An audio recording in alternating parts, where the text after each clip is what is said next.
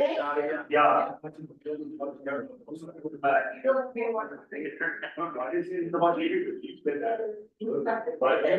Whatever you feel you need. All right. Thank you. Well, I mean, it's getting time. Me way you be.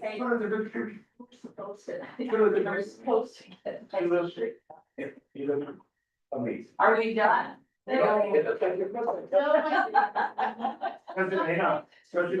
morning, sir. Good morning. You sorry. Don't let it happen again. For all you attendants. For all you attendants as well. We're like, keep her around if you go, well. We're waiting for her to get her. See you both. To get her back in the morning. Hospital. Dr. Romero. Always a pleasure. Thank you. Thank you. Yeah, we have to wait for her to. You know that my wife said I was a red, so I said a whole rainbow. She doesn't think so. Well, you can give her 100% not submitted, right? Other coffee came out of chair, did you have some? Real good. Who made coffee? Great. Oh, we don't, what? Good. Good. Good, sir. Oh, waiting. Morning, everyone held it. So we appreciate that. Gina, we appreciate you. Gino. Thank you very much. Very much. Appreciate all of you. Keep the big one. Thank you. How y'all been? How y'all been? My approach. Dr. I did there.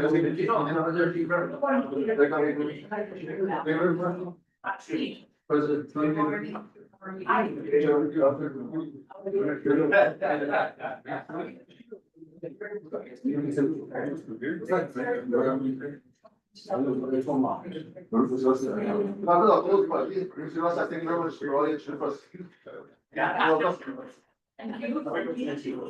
You're welcome.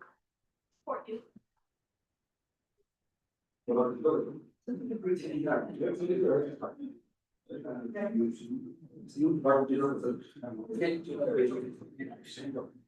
Let me ask. I started. Waiting for her to get her back. Because she did her. Well, let me do some time there, send off the. You may have so much.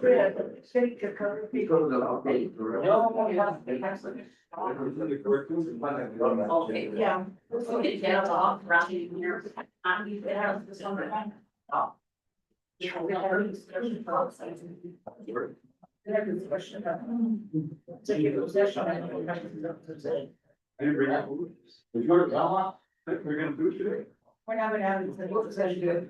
We're not gonna go in the other. So this is here. Not very skilled. This is the long one. You go to Belmont? It is. Might have heard, that's the horse, might have heard. Rolls got nothing. How you got it? Are you? Is the You're the one that had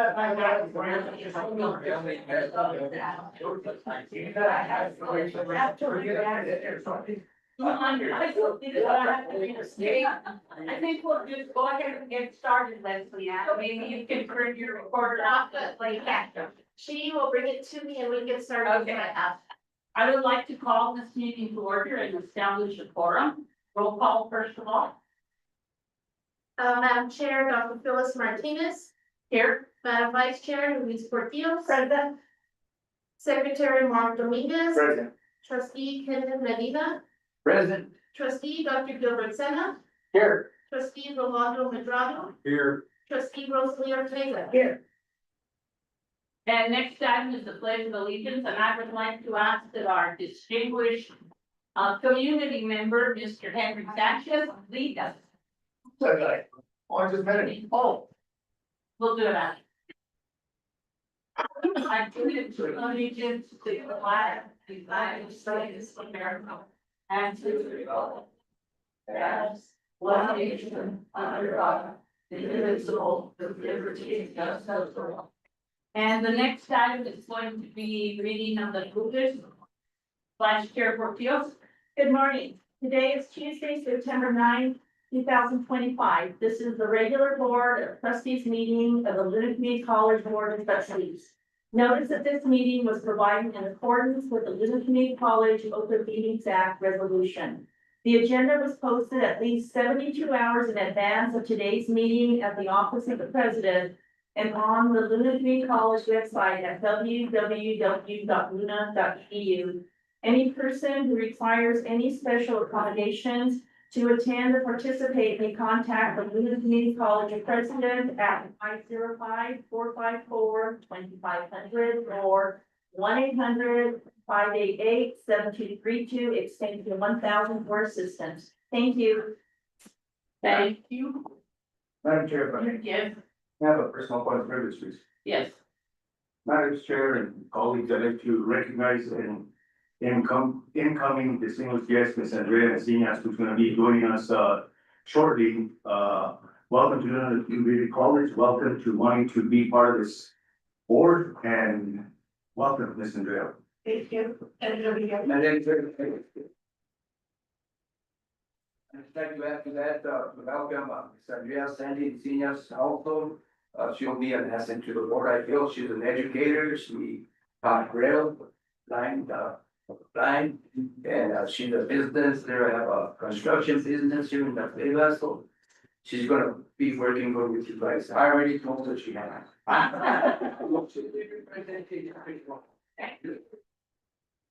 And welcome, I'm gonna borrow his word to this distinguished board. Everybody is a person to model, a role model on this board. That's my opinion. Thank you. And not to I'm not mention, including myself in and that. not to mention, Well, you gotta include yourself. and not to mention the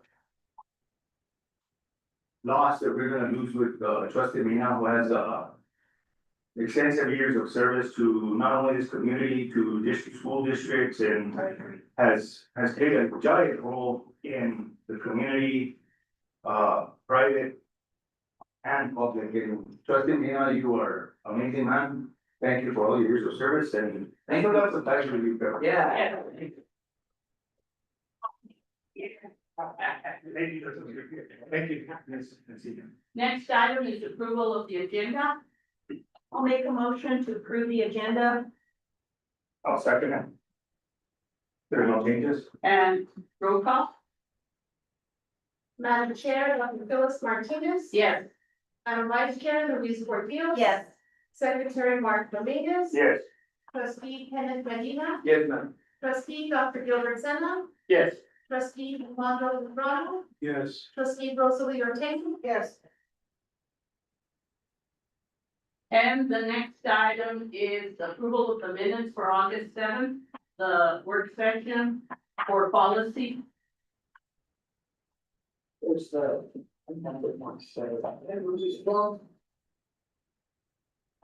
On August the 7th. Do I hear a motion? I'm. Oh, second. And roll call?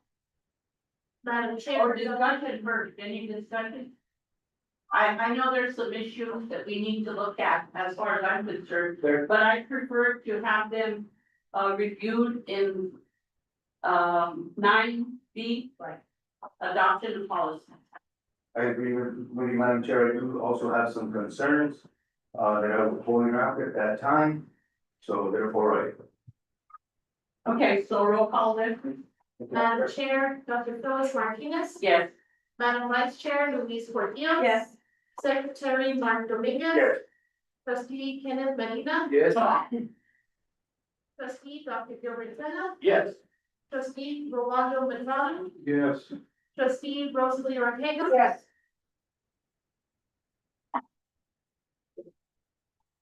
Okay, the next one is the August 12th Board of Trustees regular meeting. Do I have a motion to approve those? I'll make a motion, we approve the minutes. And a second, Second. and roll call, Ms. Leslie Ann? Madam Chair, Dr. Phyllis Martinez. Yes. Madam Vice Chair, Louise Portillo. Yes. Secretary Mark Dominguez. Yes. Trustee Kenneth Medina. Yes. Trustee Dr. Gilbert Sena. Yes. Trustee Rolando Medrano. Yes. Trustee Rosalie Ortega. Yes. And our next item is public comment. Heather? Marie Sanchez would like to, Thank you. And let me, come up to the mic, let me introduce you to him very quickly. You remember him? Kenny, were you a commissioner, but he was a commissioner? No, I guess not, I served from 2001 to 2008. Okay, that must have been before his time, but he has been he was a commissioner for Mora County. Did a really great job. We're still he still has some impact on a lot of things, decisions that were made at that time, and they were positive. Thank you. Thank you, Madam Chair, and thank you all for such a warm welcome, that you have extended to me this morning. I am here, to, petition and implore you to seriously look at a water and wastewater operator program. Here at, Luna. I think this institution is uniquely positioned to provide, this part of the state and maybe, other parts of the state also with water and wastewater operators. There is a dire shortage of those kind of, people who work in our water and wastewater, systems. As you are all well aware, water, is being, very scrutinized throughout the state, both not just on our drinking water side, but on the wastewater side. And, we in Mora are not unique in our need to find, operators.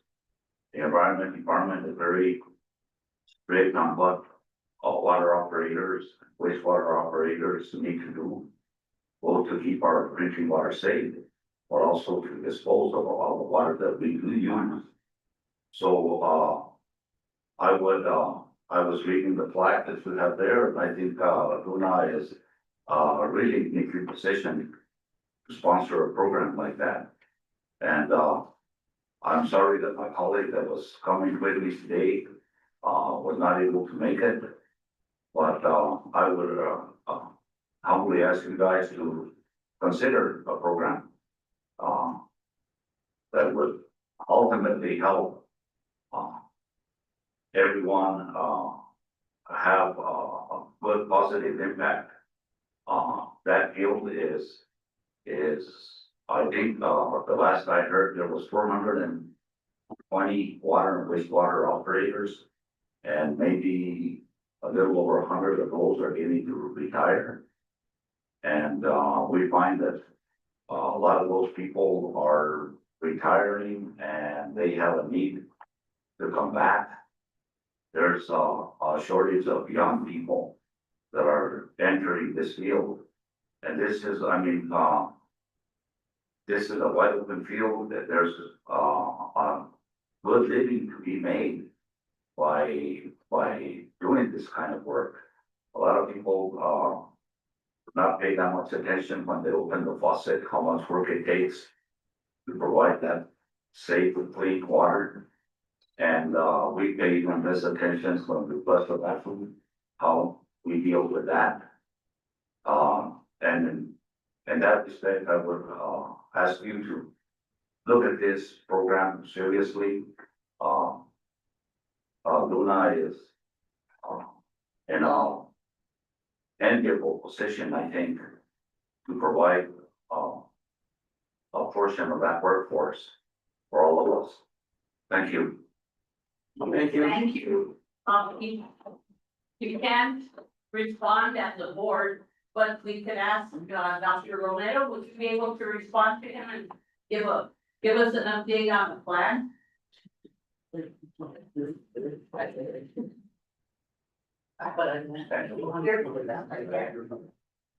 Good morning, Madam Chair, members of the board. Good morning. It's nice to see you. I know Mr. Sanchez from when I was that new big. I used to go to his little store in Mona when me and my cousins would walk to my grandparents' house, so it's very nice to see him. So what we did is, I know that this has been something that's been on due conversation levels with regards to what we need to do in terms of helping with water and wastewater certification. I do agree that We are in a good position with Luna Community College to do that. So what I did is I provided Mr. Sanchez with just a quick kind of information sheet about the things that we are committed to looking into, which includes the budget, trying to find qualified faculty, being able to look at the market analysis, also double checking and seeing the work that we need to do with the state office of the engineer, as well as the environment department, in order for this type of program to be successful and to be able to launch here at Luna. And so I did develop that knowing that he was coming today to kind of help him with his other constituent and kind of bring that conversation. That we're in the discovery phase right now about checking into what this would be for Luna and how we could potentially do that. And so I hope that the information that I've shared, not only with our constituent here, but also with other members of the board, are helpful with this conversation as we go forward. I just have one question, and that's, I don't see a time on this. So it's actually on the very last page. It's under institutional processes and program implementation. It could take upwards of 2 to 3 years. That's the 3-year limit is like the longest it can take, because a water and a wastewater program also requires for us to have some approval and the ability for us to be able to get the relationship that we need with the Office of the State Engineer and the Environment Department, because everything is related to water. Everything that's related to water that happens for training in the state also has to go through the EPA. So we have to be very careful and very structured about how we do that.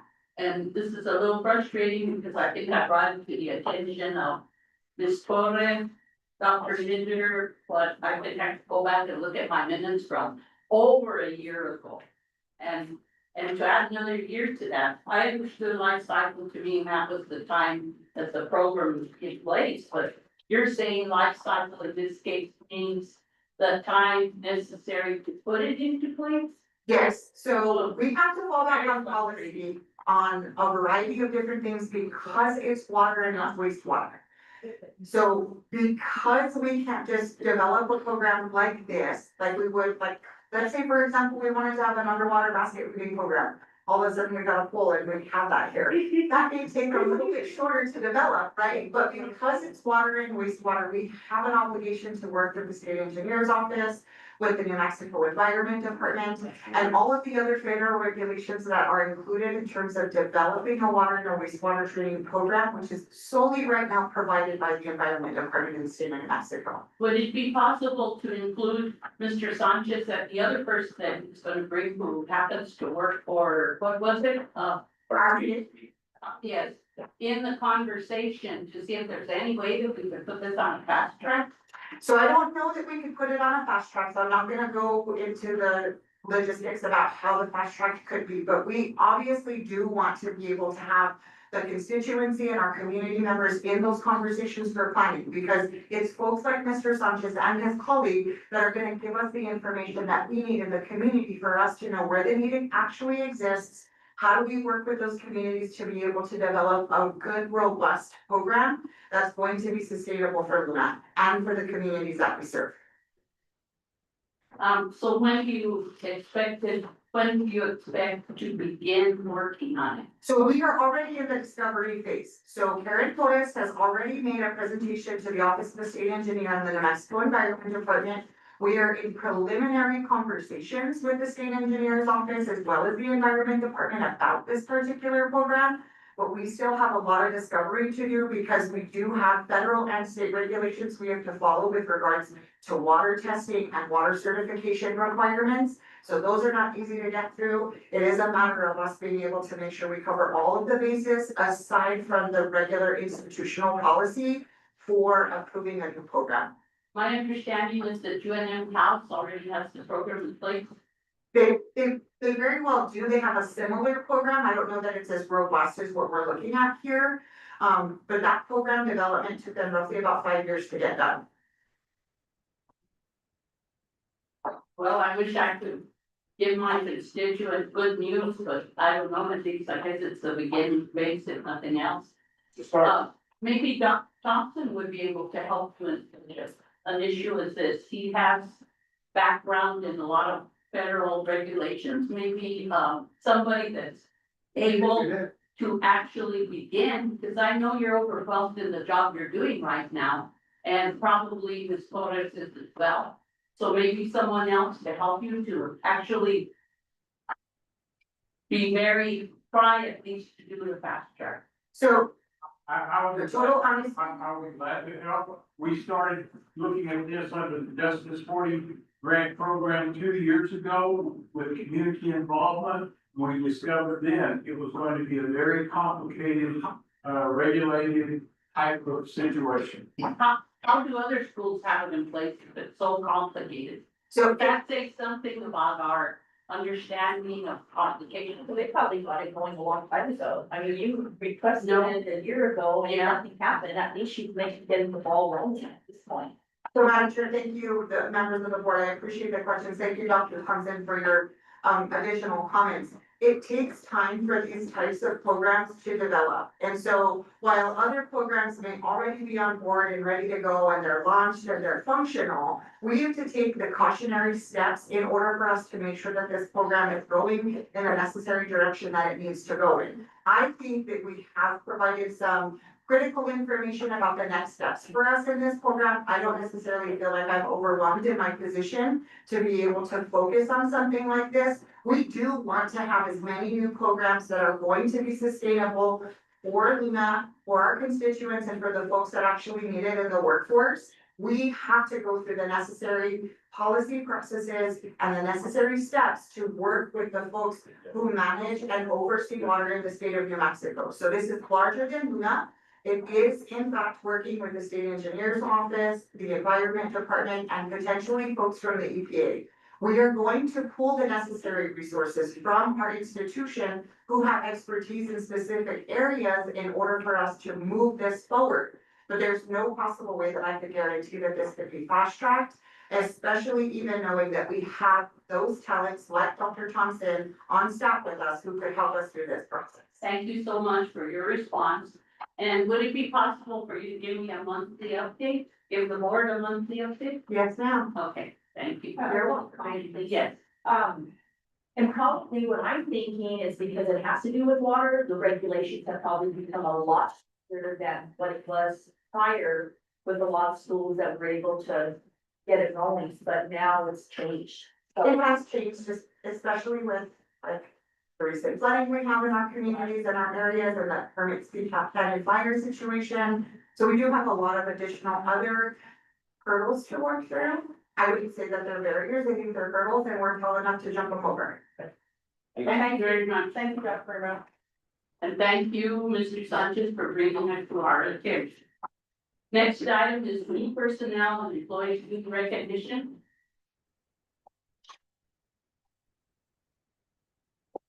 Thank you, Chair Dr. Carlos Martinez. You have this information on page 15, I think, 14.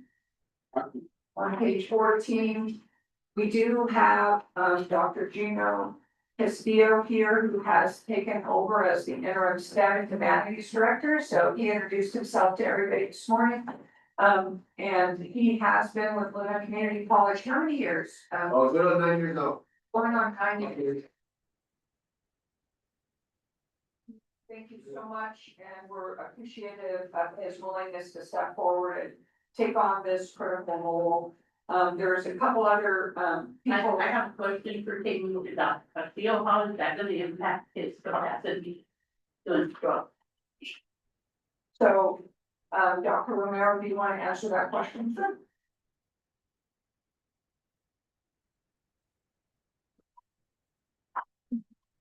Thank you, Madam Chair, members of the board, I appreciate the question. So Dr. Castillo, we still work through his particular teaching contract this semester, knowing that we didn't want to transition students off of his excellent teaching skills and for him to still be able to do that.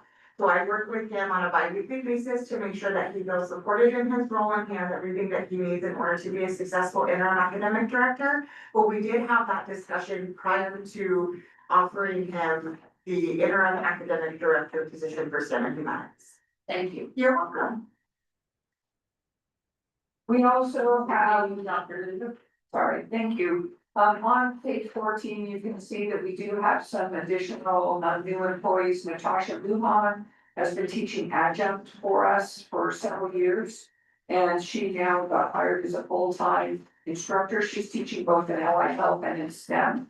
And Dr. Chris Smith, who was our STEM Humanities Director, is now a full-time humanities instructor teaching English and something else besides English, but within humanities and communication. Correct. Yes, I don't know his exact schedule. We have a couple of new people that are under Craig Bellows, who's our interim director of the adult basic education. Heather Dart, Du Bois. So William Du Bois taught for us several years under Lisa Benson, and this is his son. And one of the things that they started was this training for flight simulators. They have these flight simulators, and when we lost Lisa and when we lost William, we lost anybody that was skilled in that, and Rio has that, so I'm excited to welcome here. We have two students that are doing curriculum practical training that are employees, Junior and Lydia. I don't think they're here this morning. They're working 20 hours a week. They're part-time, working 20 hours a week. We still have a number of positions that we are filling. And we had a couple separations. And so I mentioned last week that Donna Sanchez Pino was our payroll. She did a great job. She really cared about student employees and students actually as well, especially student employees. But she did a great job working with our employees to make sure that they always got paid, and we wish her all the best. And you'll see on page 15, staff and student recognitions that came out of the reports. Shout out to Sherry Goodyear and the Rough Rider Mentorship Program this summer. They had a really robust programs at all the sites but Mora, but she is committed to getting things on board this fall in Mora. The WRTT is also looking at that, and then Alejandro Montoya is recognizing many different people that have helped out with his new role as dual credit coordinator. And Valerie Montoya is recognizing the Student Nursing Association, which walked in the parade at the Robertson Parade, along with the culinary students walked in the parade with Ray Baca and myself, and Ray Baca and myself, culinary with Christino and Andre E and her nursing students, so that was really nice. I've also included the shout outs that Denise Fox does that are on page 16. And you can take your time to just read through that. I think it's really critical to recognize all the people that have worked to make sure that we're fed, not only the students here at Luna Community College, but also the student athletes. And our two students that are also staying at the Super 8. And I want to shout out to Christy Spranick, who's our new HR director, who's hit the ground running and is here as on the ground as of September 2nd. Thank you. Madam Chair, if I may. Yes. President Linder, did I just hear you correctly state that Chris Smith in humanities, or somebody in that department, is gonna be without flight simulators? So Rio Du Bois they have flight simulators at the don't get. Actually, should flight simulators or they have equipment simulators. Not heavy equipment simulators, they're small, but they're flight simulators, they've been using them the last several years. Actually, I don't know if you remember, the students all did plot out how to have. They did this thing a couple years ago where the students all did the math calculations to actually have something dropped on the Luna campus and from a plane and when it was flying over, so they're using it with math and calculations. So they've been using these flight simulators in their adult basic ed for the last several years. And William Du Bois and Lisa Benson use that, and they now use it. And so, and when we had the open house last year, and when we had the Girls Can and the students, they all got to use those flight simulators as well. So it's pretty exciting. All right. Thank you. Next item, shared governance report, Dr. Matthews. Good morning, Dr. Matthews, how are you? Okay. How are you feeling? Hi. The question is gonna be, did you go to the Kentucky Derby through that? No, but because Louis got the ticket. Welcome, Dr. Matthews. Good morning, Chair Dr. Martinez, Vice Chair Portillo, Secretary Dominguez, Trustees Medrano, Menina, Ortega, and Dr. Stena. Good morning. I do not have an official report to share this morning. Chair Governance is in the process of establishing the 2025-26 membership, as Staff Senate and Student Senate are completing their membership. I would like to thank the 2024-25 shared governance members for their contributions. Kevin Williams, Faculty Senate, Directors Sherry Goodyear and Tracy Jackson, Crystal Western Ford and Amerlin Gonzalez, Staff Senate, Justin Peterson and Michelle Pettis, who were our student senators, and they were 2025 graduates. And especially, I would like to thank Mary Frances Bibb for her guidance and her leadership of our student senate. Do you have any questions? No, we don't. I don't. Anyone else have any questions? Okay, thank you so much. Thank Thank you. you, Dr. Next item is Board of Trustees updates, and I will give my update on the executive committee. So we had a meeting on Tuesday, September the 2nd. And first of all, we had updates on personnel, third-party contractors, and you all have a copy of that list. And if we were able to fill the positions, we probably would not need so many third parties. So it's happening. Those are, she gave them to us new because they weren't in our packet. Okay. Thank you. Action item, the graduate assistants from New Mexico Highlands University, and there could possibly be 7 graduate assistants working with Luna. The next item was the athlete meal plan, and I'm understanding the students are paying those. I have some other questions, but that will come later on during your report. Okay, perfect. Employee and position updates, and you already got all that information. Salaries, no discussion. Housing updates, costs covered with a combination of mill levy and tuition, so didn't think you have to take a lot of money out from our budget, which happens to be in the black, thankfully. The next item was City of Las Vegas MOU action item, and I'm not sure what the action item was gonna be for the MOU. It's to actually, thank you, Dr. Martinez, Chair Dr. Martinez. We had met with Robert Anaya and his crew, and what they would like to do is have an MOU that will allow their employees to actually get trained here, and that they would pay for that. And so across And that's the CDL. CDL and also other programs, and so if we could establish the water, they definitely are interested in that as well. And so, and just community increasing even degrees, then CT in different areas, but primarily CDL. Okay. And what about EMT? No? They could potentially do EMT as well. So we have not had a meeting, we had an initial meeting, Dr. Romero met also with, Robert and I, and I talked to him briefly, and we need to just have a follow-up meeting.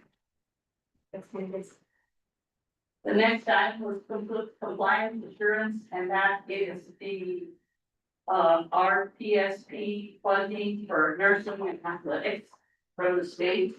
The next item was the funding formula.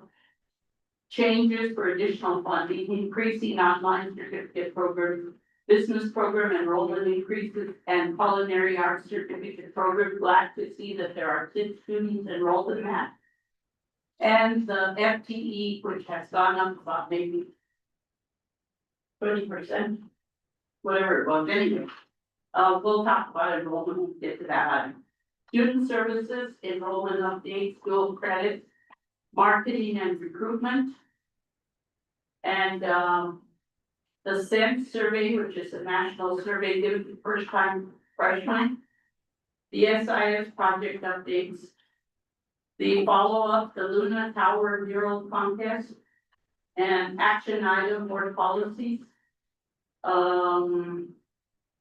Rumors of a merger, which have not been addressed. I have By Exactly, but by, AGD. I have this.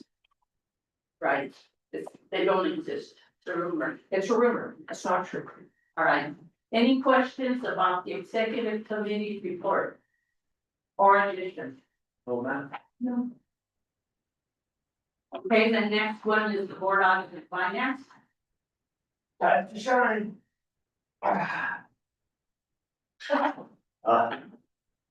Okay, hurry up. Well, welcome everybody, thank you. On Tuesday, September 2nd, we had a board and audit finance committee meeting, all in attendance were Madam Chair, Dr. Phyllis Martinez, myself, Trustee Kennedy Lena, Dr. Shields, President Linder, Ms. Cherie Sanchez, Rosalie Cruz, and Ms. Jessica. So I don't want to take too much from Dr. Phyllis' report, but we went over the revenue and expenditures. Revenue, we're tracking about 12%, 1.7 million, representing 12% of the group annual budget. Expenditures are approximately 2.1, 30% of the board trustees approval annual expenditure budget. We had a fund balance in cash management. As of August 28th, the fund balance stood at 5.8 million. However, 3.45 of the balance was utilized for fall semester preparation and fiscal year crossover expenses. Chair Martinez asked for an update on the meeting with Capital Bank and the First Bank in reference to interest rates. That was given a report, and I believe Dr. Shields is working on that, is on board. Community first offer 2.7 and Southwest Capital 4%. Dr. Shields also went over restricted and unrestricted the fund balance, and we went over that already. There's also was discussed was the payment plan that was implemented fiscal year 25 to ensure we can keep students enrolled and share how we're going to keep up with overdue balances. To keep students actively participating in their roles of coming to class and not hinder the student and put a vice on, okay, so. Dr. Shields also explained the fact that Rosalie Cruz will temporarily be filling Donna Sanchez to be on temporary position, and Ms. Donna Pino is no longer working with us at LCCC. Great loss, thank you for your contributions, Ms. Donna, and thank you for the years of service. I also inquired with Dr. Shields on the $75 the students have to be to hold their class, so there's been some discussion on that, and some parents feel that students should pay for everything, and they do not know the procedures and processes of how it works, so sometimes a parent or a student has to pay those $75 to actually get involved in DUNA, and then there's sometimes reimbursed, I believe, by their financial aid or whatever they're doing, so.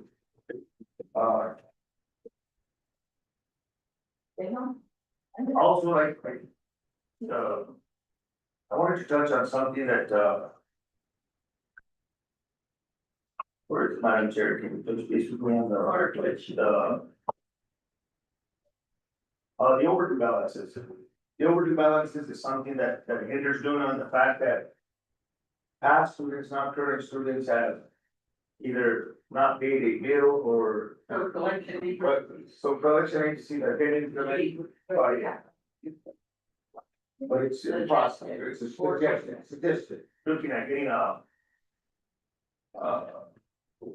collection agency to collect on that monetary, correct, Dr. Shield? That is correct. And then, that's about all I have. Trustee Maynard, do you have anything?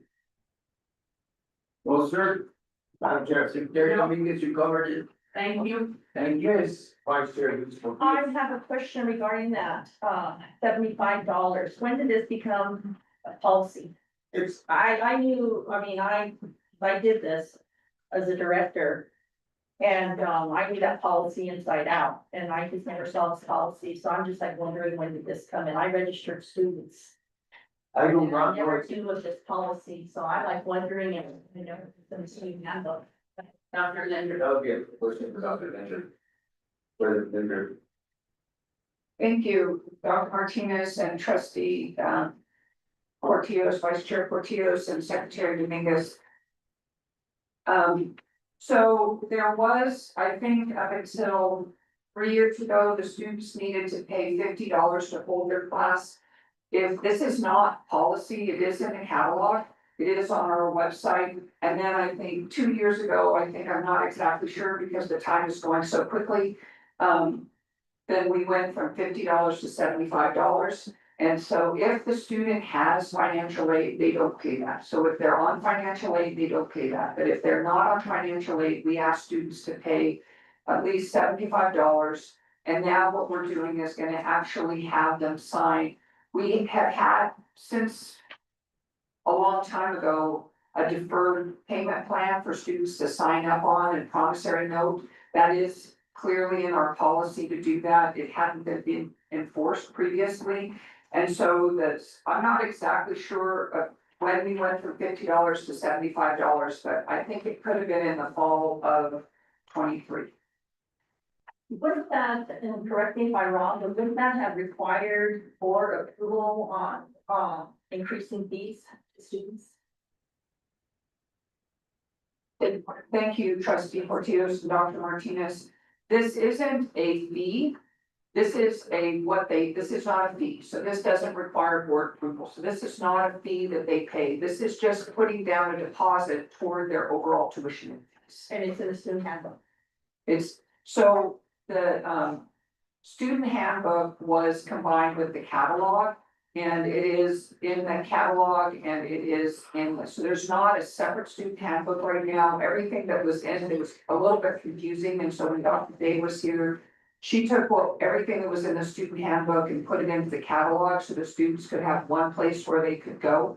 And it is in there that they would need to pay a deposit, so it is not a fee, it is a deposit on their tuition and fees.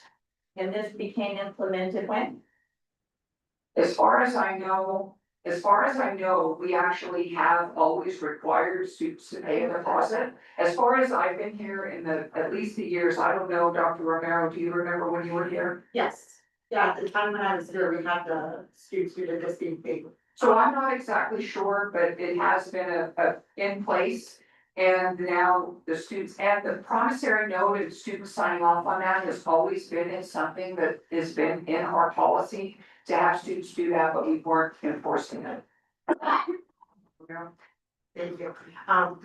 Madam Chair, members of the board, for students who want to hold their classes, so this fee is something that they hold in the event that they do not have any aid that's coming in, don't have any scholarships or anything, any third-party funding that's coming in to help them. They're also not high school students, so high school students get automatically cleared. So it's for those students who may have to pay out of pocket and are still working maybe through a financial aid application, if they're gonna be eligible for aid or any other scholarships, but it goes directly towards their tuition and their fees. And if their aid comes, scholarship, Pell, whatever it might be, essentially most students are getting that $75 back. Thank you for the clarification. And I know we dealt with it last semester. So There was. last fall, so we do have a student hardship fund, and so students can apply for a student hardship fund if they aren't able to fund that through the foundation, and there's a link to that. And when Comptroller Sheree Sanchez sent out the information to students, she did give a link to that hardship fund. And it is something that I think at least has been in place for many years. We did increase that, and it does allow us to then hold that class and for them and put them on a payment plan. And I think that the last information we got was there was about 50 people that would have been disenrolled. Or to 75. So the original disenrollment list was, I think, 53 students, but we got that down to 18 students, and then we had that down to just a couple students, that would be 2 students. Did we have 2 students that were disenrolled? None of them got disenrolled. Nobody got disenrolled. The last disenrollment, our team and, Dr. Shield's team, and Sharice and their folks, we got the final set of students, cleared, so they weren't dropped from their classes during the last year's enrollment period. The initial list came out roughly a little over 120, but we had a very minimal drop, and most of those students who were adopted came back. Came back, we got there, All of them. all of them. Was there any extension of the time limit? We extended the gift enrollment period by 4 days. Okay, No student got beat. That's okay, right. thank you. Madam Chair, Trustee Dominguez? if I may, President, this question is for you. And not to be, maybe, I don't know if you're fired up on Dr. Romero, but if a student doesn't want to go through the hardship fund, are they allowed to make payments, or do they have to pay the full 75 immediately, or is it? Or the hardship fund, really, it's a process and then it goes to a committee? How does that work exactly? In case the board is asking the public, if, we could ask that question, I would like to have an answer for our first generation college students. As you know, in Las Vegas and northern Mexico, not a lot of people, they grow up, they have young families, they get to work and they provide, and they become skilled trades, not being able to go to school for the trade, but working on the job. And so our students are first generation college students, so I'd like to know what we're doing to enhance that issue to. I think that the testament, thank you, Dr. Martinez and Secretary Dominguez, I think that's really a critical question, and we are 100% committed to trying to help students understand that. And I think the testament to that is that we did go from a list of about 120 students that had not paid anything down to students, and that included students that were getting financial aid, that were getting different scholarships. Most of our students should qualify, if they're full-time students, most of our students, we're taking at least 6 hours, should qualify for the opportunity or lottery scholarship, and we do have students on the bridge scholarship. So we definitely are committed to helping students.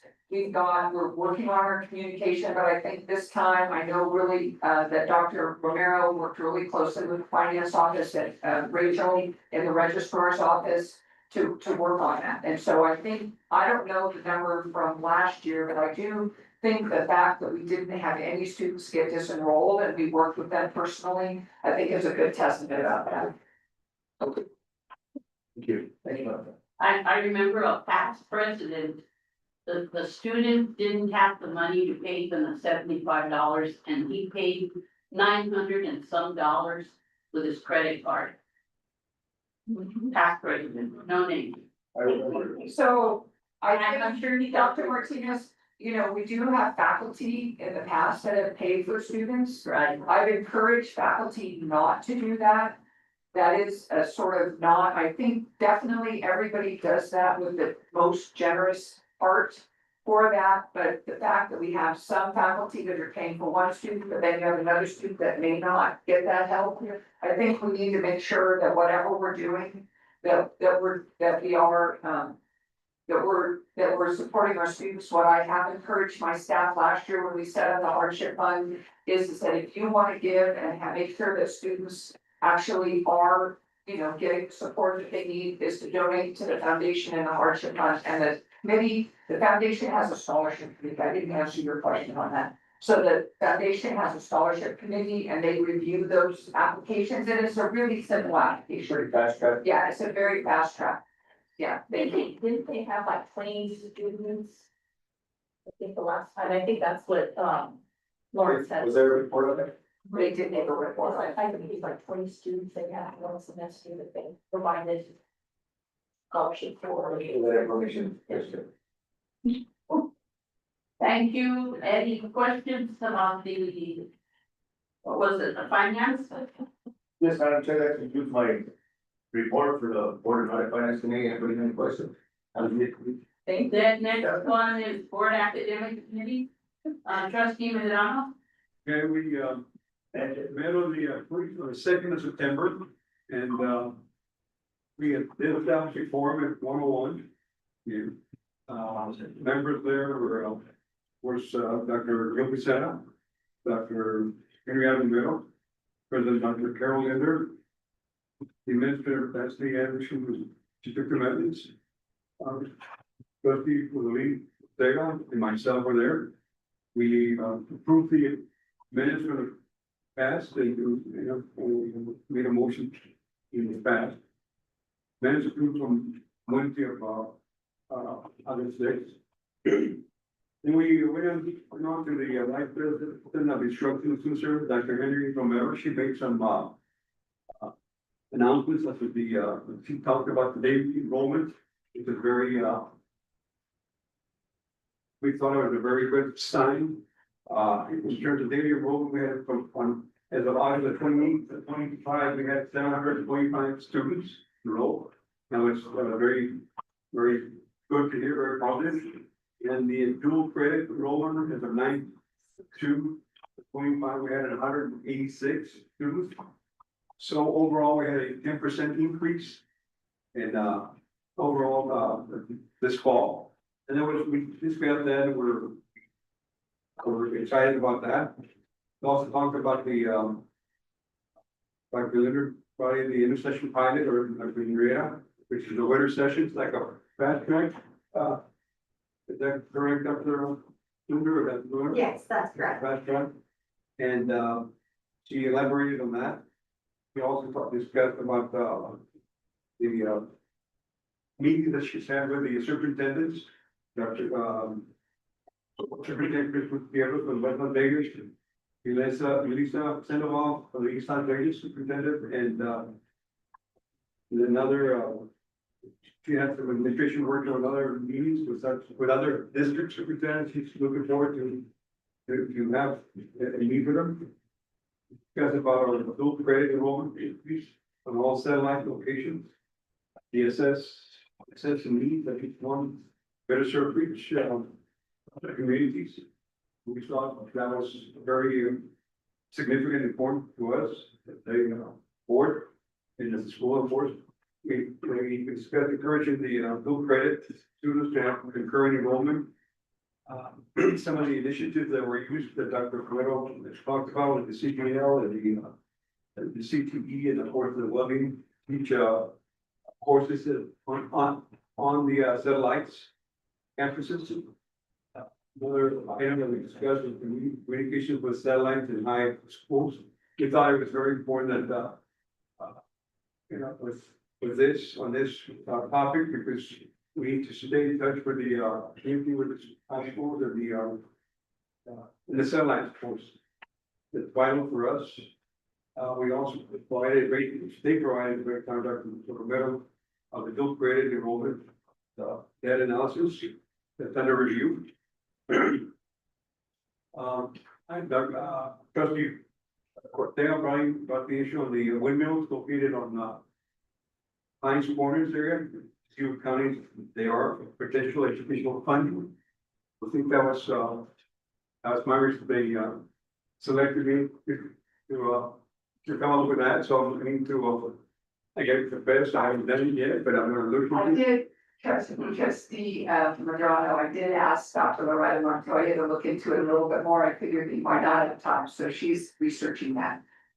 Maybe I'll get together on her. Okay, perfect. Okay, thank you. That's basically what trustee, I think the point is that there might be monies that the satellites or the leasing part is whether it's private or through the state, that we could get some additional funding. We're gonna find out. We're gonna look into that. That's the whole purpose of it. So that was one of the items. On personal updates, financial aid staffing, we talked about the financial aid staffing to move away from attain, and we, Dr. Linder, I think, and Dr. Romero also brought that up, discussed that. Talked about how important it is, you have graduate assistants, and I think we've had Dr. Linder, 3 students of the graduate assistants that we brought in. So we're gonna talk about that as the action item with that, and so I think right now we've identified 3 that we want, 2, but then 1 more that we want to bring on, but we're, right now, our agreement only allows 2 more. That was discussed, and we can also discuss the finance director and work activity. The chase, the chancellor. Discuss about arrangements, I'm sorry, the GA, by helping with, the FAFSA training graduate assistants. And then we talked about the, Megan Sutton and to attain and train Ryan Bosco Hayes, which is part of the, process that they're working on. Improving and also improving, student experiences and sustainability in Title IV. Another item that we discussed, or that she discussed, was the ABPPA, and other staffing, graduate assistants, and administrators, and recruitment to serve work, walking students and parents, which is filed to the school. Another item was the selection to be determined by 9/5, so that's a selection that I'm sure that by now has been something done. It's got the interim academic director of STEM Humanities, Dr. Dino Castillo. I think we already brought that up, so we congratulate him for accepting the position. Director of STEM. And so we moved on to student services and academic updates, student work study. We discussed there, and we brought up that we have 8 students of work study as of 9/2/25. We discussed also information meeting for the direction regarding work study held at 9th on September 5th, 25 with BTISS and financial aid meeting. There's 20 work positions that were brought up. 20 work study positions potentially open for students, so I'm not sure if we fill those up yet. But that's the number that we have open. We also brought up, you've got the presentation of the Office of the State Engineer and the Interstate Security Commission Conference in Santa Fe. I think also that has some, has a lot to do with the water, is that correct? Terrence Gordon was instrumental in working on that as well. I think we had some discussion earlier on this. And then we used the regulations needed to approve HED, city, county, and state in all areas that may be served. I think we brought that up earlier in this meeting. Looking for credential water program certificate. That's gonna be part of the issue that we're gonna be brought up. Moving on to the office, that action item for academic calendar for fall of 26 is very closely. We voted on that and we approved that, reviewed the board calendars for fall 26. It's 3/27 to go to the board, and this is what we were gonna be discussing to approve for today's meeting. And we discussed future plans for creating a 3-year academic calendar. First year with winter session results to be discussed in the new year.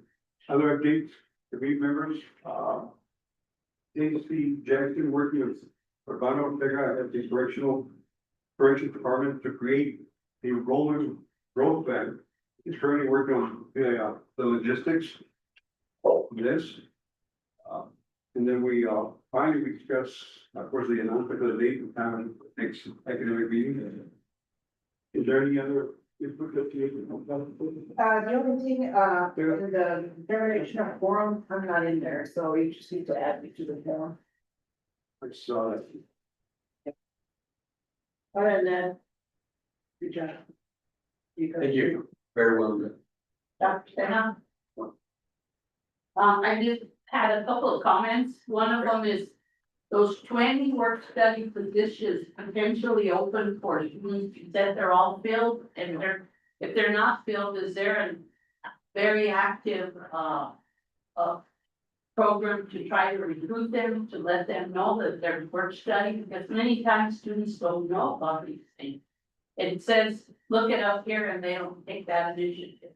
We've actually been working on that, Dr. Romero. Thank you, Madam Chair, members of the board. That's a great question. And yes, we want students to know their work. Like you're able to answer all my questions today. That's good so far. One for one. So to answer your question, yes, students are being informed if they're eligible for state or federal work study. So in their portal under the financial aid package, they're being informed. We did also this past Friday have a work study supervisor type training, so that way departments will wanna hire student employees, they know the process, what to do, the employee, portal that they need to go through, so students can apply for their student employment jobs, because we want them to have real world experience. If this is their first job, we wanna help them be better employees in the future, right? So yes, students are being informed that work study is in fact available, and departments are actively recruiting for these students. Thank you, and the other, item that I wanted to comment on was the Terry bonus win on the 22nd of August to the office of state engineer to work on the logistics for the program, so glad to see that as well. So she can also provide updates, I would think. I mean, through you. Yes, Madam Chair, so her and I will have a discussion about monthly updates to the board, in our packets going forward with regards to the water program. All right, thank you. And that's it, I think we'll just wait for trustee Dominguez to come back and then we'll do the report facility. Madam Chair. We don't have the one for the building. But some of these is, yeah. It's the last one. You have it, I'm listening. Thank you. What was that? It was the wrong Well, order. since we don't have this over point, since this isn't an action item, I guess we could go ahead. Until the next action item, we'll have to just suspend the meeting temporarily while trustee Dominguez comes back. Go ahead, trustee Medina. Thank you, Madam Chair, members of the board. Yes, we did have our facilities meeting on Tuesday, September 2nd. In attendance was myself, trustee Portillo's, trustee Ortega, Dr. Linder, Dr. Shields, and Grego and April Sandoval will take in our minutes for us. We're still going on with roofing projects. We have the athletes building that's 95% complete, waiting on engineering determination on PVC versus tin. The solar building almost 100% done. I think maybe I would like it done. Preschool, 50%, meeting an administrative side, MEC, preparing for pro panel overlay. Gonna go to a thicker gauge of the pro panel from 26 to a 24 gauge. Waiting on contracts to be, I'm sorry, yeah. Waiting for contract to be signed by Progressive. They are the second roofing company to complete roofs on trades and cafeteria and our small business buildings. Projects being worked on, insurance claims, mold detection and other small projects. Tech building stock is 30 to 40% complete. And if I may, Madam Chair, I forgot to announce at our last month's meeting, if you guys noticed the stock that they did on this building, it came out very good. Dr. Linder, thank you for whatever company did it, very well done job. Preschool commercial kitchen is in progress, wastewater tap in for commercial sink, install electric stove, vent, cabinet, removal. So they're gonna have a couple of line, it's gonna be a commercial kitchen, so we could be on the floor at the preschool. Here out is replacing HVAC system for tech, admin and general studies, replacing valves. Will be at LCC next week, done with project by December. Excuse me. Security cameras walked through this week. Updated both for welding, admin and all satellites. So we get up to code with all cameras where they could see everything just off the computer, the laptop, whatever. They could detect anything that's going on throughout the campus and satellites. Generators to run, to IT, first of all, servers met with NMDH SEM for application process. That will be one of the first buildings to get generators for backup in case of shortage. Honeywell walked through last week to provide quote to replace HVAC systems in cafeteria using capital outlays. Money, 1.5 million. Goal is to change all the LCC buildings to same Johnstone control systems. And that will be a very help because, Johnstone is a popular company that will have any modules or boards that the HVAC needs, so it will be easier to get them going back again if they go around. Fire marshal visits all LCC campuses annually. Main site was visited on July 2025. Sprinkler satellite sprinklers tested every 3 months. Electric horseman does that. And so system cafeteria and trades tested every 6 months. Electric horseman. Dr. Linder's still working on the LCC rocks. They won't let me out there to go do it. It already done. I bought her some. Better get done before winter. I bought her some shoe chains so she could be able to try. Gotta do that. Want it to happen. Yeah, I think they were just, they had an application with the fates there. Other updates, man, Dr. Linder, Dallas Student Services Wall call for mural proposal out to the community. That's actually on the technology stuff. On technology, okay. On the sprinkler side, we installed the use compressor setup, IT ensured all is working. LCC sign is done. Sherry started raise bids for community garden. Matt to follow up with Mayor Bo Lopez regarding your community garden needs more help from LCC Springer and staff. Trustee Portillo brought up that it should be a team effort. And I agree with her. Tina and Robert, Springer LCC site fire panels are up to date as per electric horseman reports. 3 visits completed last year. On the LCC road maintenance, street from around above to stop sign is county. So we had a little discussion that Dr. Linder and I were gonna look into it, if it is a county, if we could abandon it, so we would be able to get, grants and help from the DOT. As I was letting them know that DOT will pay 75% and we'll pay 25% for any repairs that they do. That's the road up here. Yeah, straight in front of the administration building, it's not identified, but we think it might be county. So we need to look into that. Need a statement from the county abandoning LCC roads to apply for DOT funds. That was it, Madam Chair. We'll have our next meeting October 7th. And I just have one comment, it would be nice if Luna didn't have to cancel school for 2 hours or postpone school for 2 hours while they get the road clean. For access in the mornings when it's snowing. Well, even though I'll be leaving here by the end of the year, I'll still be fine. You'll not forget Luna. No, I won't. Okay, good. So right now, the county takes care Yeah. Thank you. Thank you, trustee Medina. Thank you, different time, Madam Chair. Pardon? It's just a different time, Madam Chair, if it rains or the wind's too hard. Get a floor relay. I remember snow wasn't happening, or it couldn't- In Mora too. or We went to school with 3 feet of snow. Now, and then cancel school. We had to push the bus up Valley Hill. They did us down to push the bus.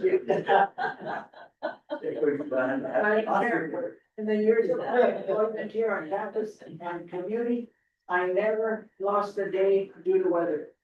Even if they close the roads, I keep doing and not distracted. So we cheat. Well, hey, I have the same things to say. I drove to Penasco for 9 years, up Holman Hill. And I never called in. In fact, the superintendent told me not too long ago, people would call from town and say, are we having school? And you see Phyllis going by, yes, we're having school. That was me. Bless your heart, that was die hard. Oh, I tell you what, I could do it now.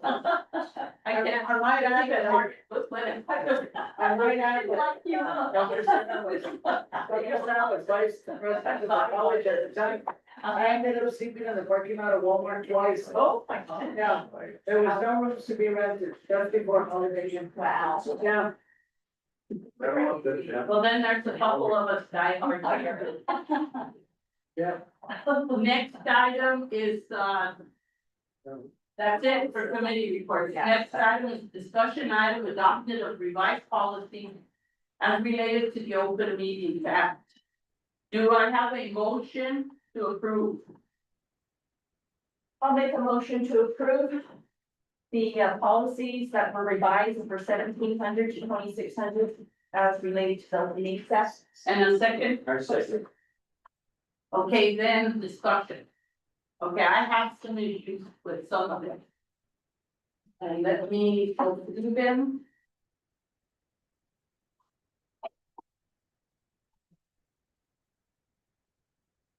On 1950 reconvening an item.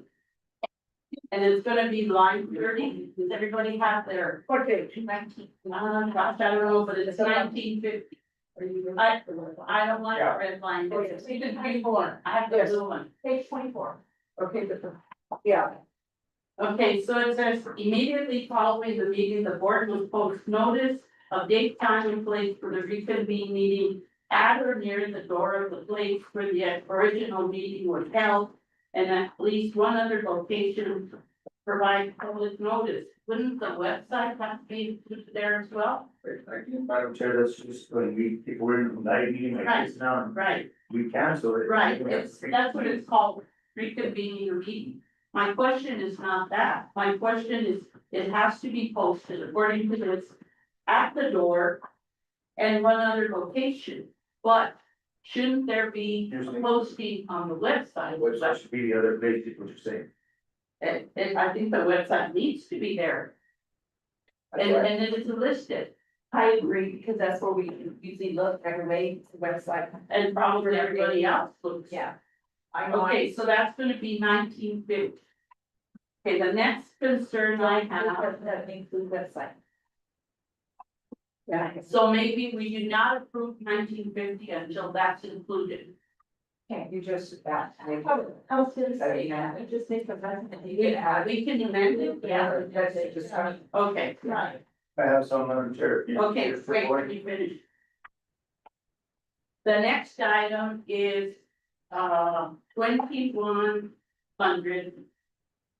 Board agenda, 2100. And it says, it has a list.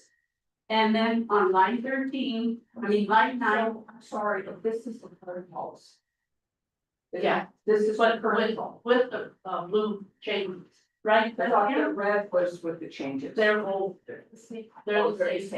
I just had already made all my lines. I had already looked. It's close to green from all on, okay, I Yes. can't comprehend the red. That's right.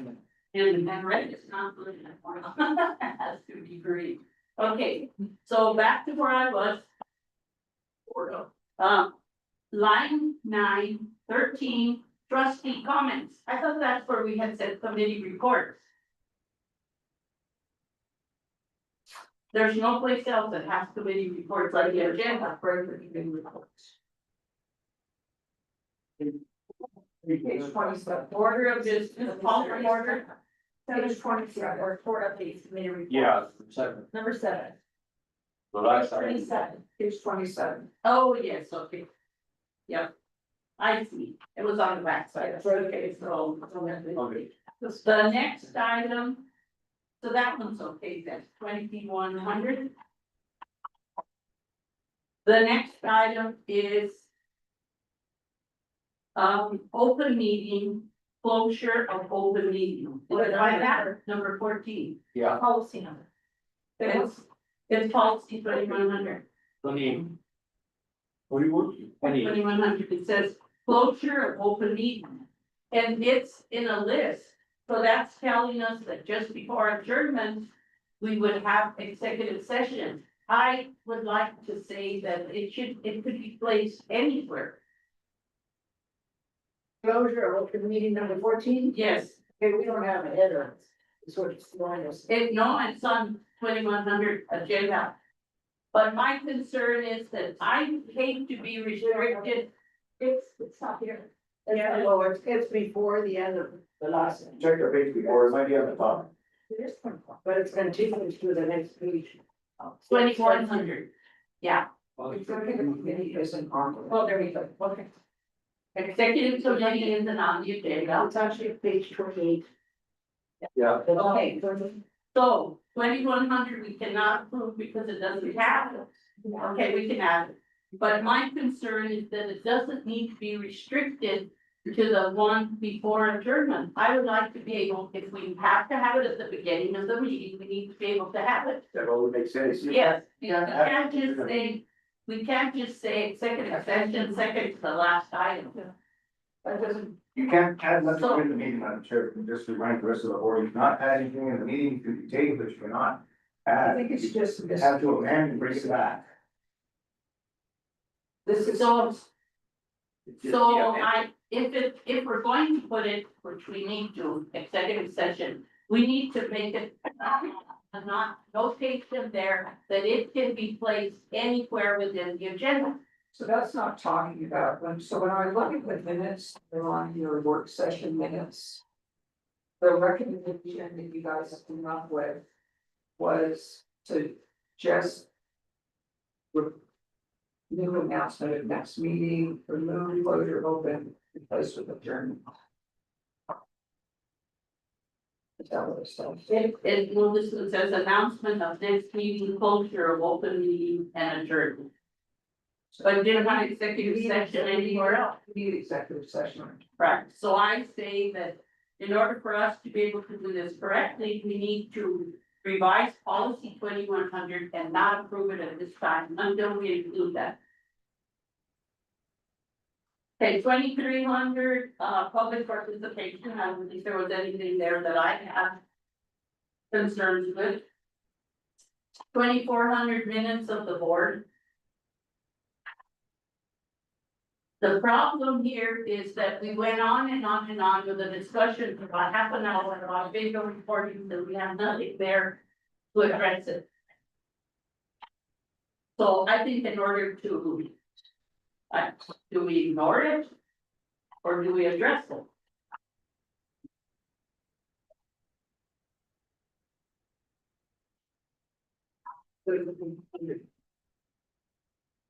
So I say we do not move 2400 until we have some movement, some options, some explanation. Am I on the same page with everyone, or is anybody? Okay. The next one, 2500 voting. Line 31. Everybody with me? Yes. A member voting against the motion shall state his or her reasons, which shall be recorded in the minutes if he or she requests at the time of voting. I say replace shall with may. Because if I say no, if I don't want to say why, I shouldn't have to. And shall means you will. Madam Chair, better yet, the verbiage maybe we can read. If a board member abstains, then, because abstaining, you should give a reason for your abstaining, not shall or not. Well, we don't need to add any of that. We just need to make sure that this one, shall, is replaced with may. 2500. So I say we do not approve 2500. Is anybody with me on that? Madam Chair, I'll maybe. I say let's just amend it. Just amend the word. I think we need to not vote on that. That's the point. We're just changing one word. Okay, I'll be okay with that. One word. May instead of shall. Right. Did you get that, Leslie? Then the agenda should have read discussion of action item with amendments, possible amendments. It doesn't, you cannot amend it, you cannot add it. Or maybe if this is part of discussion, yes, we can. Yes. We can. But, This one? yes, so at this point, Chairs, I can go online. yes, wait 1 minute. Okay, no, not one. Okay, 5 minutes. Okay. Okay, so we will approve. No, I'm just saying. If possible, we approve 1700 $1,800. Oh, that's the one that's gonna be the problem, 1,800, so we wanna approve that. 1,900 we approved. 1,950 if we add website, this is just, general information, we can roll out it after a while. Okay, and also, why are you not approving 1,800? 1,800 because there's a lot of issues with, the open meeting. So do I, I'll try one. Yeah, but that's what I'll try one, that too, when you're done. that's what I'm stressing. Okay, 2,100. Yep. We will approve. No, I think 2,100 we can, because we need to add executive session, it's not going to be just. Exchange of words. Oh, And minutes of the board, we need to change that one to add.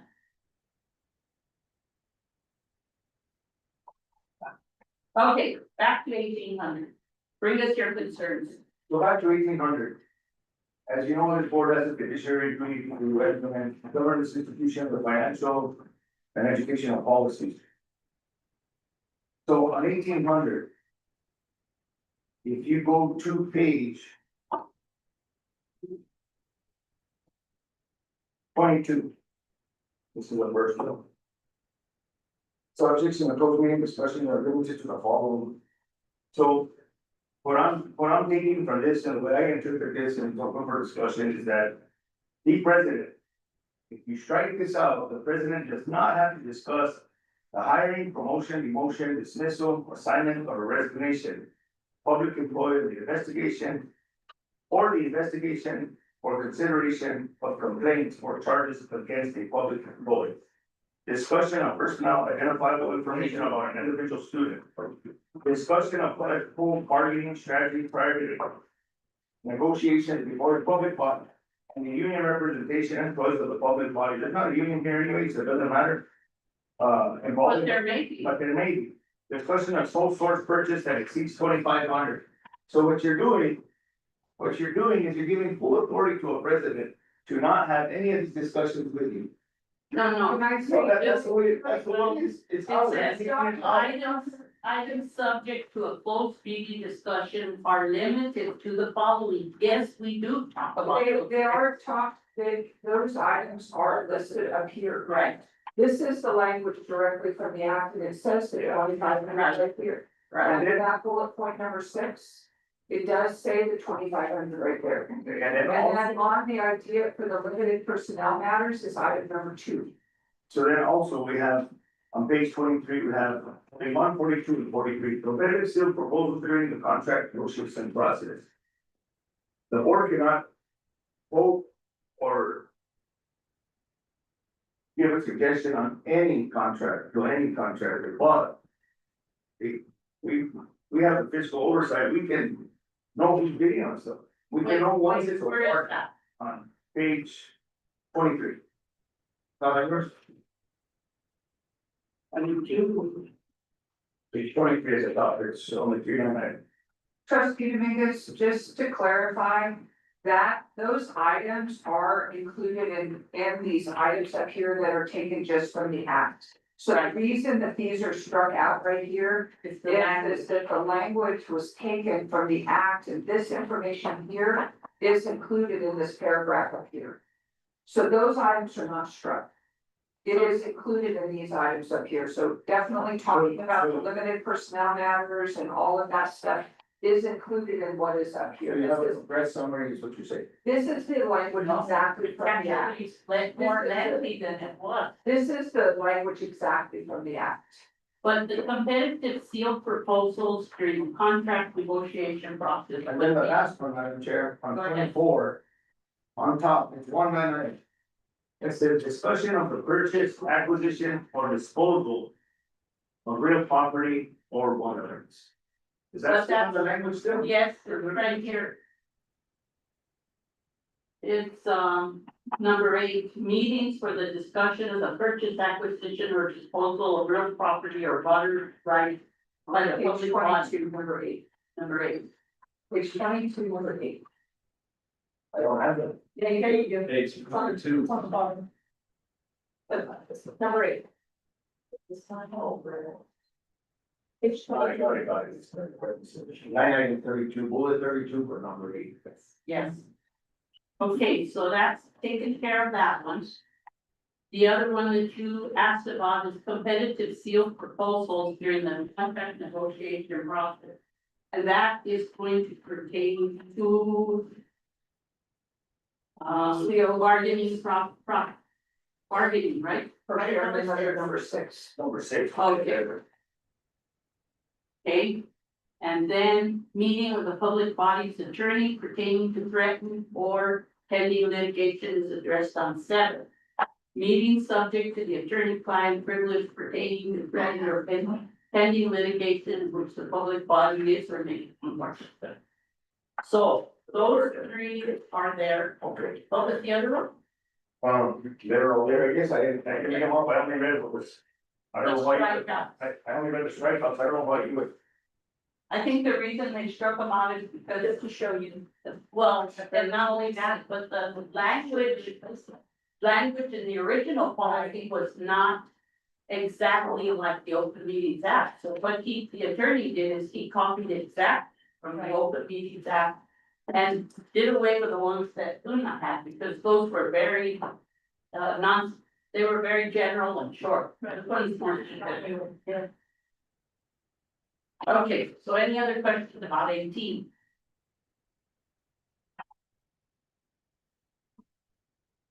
Okay, so I would like to entertain a motion or well, yeah, this was the discussion. Let me be specific about the numbers. 1,700. It'll be okay.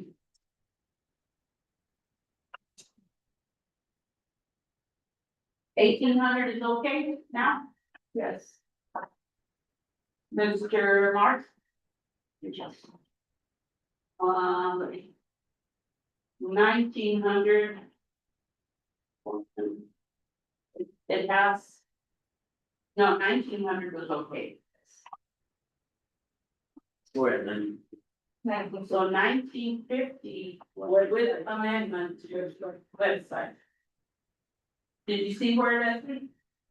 Saw the line number where, okay, it's going to be somewhere around 32, 33.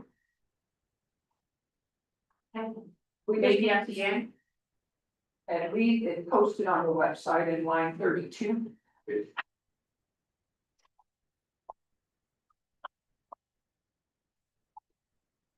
And then 2,000, it was okay.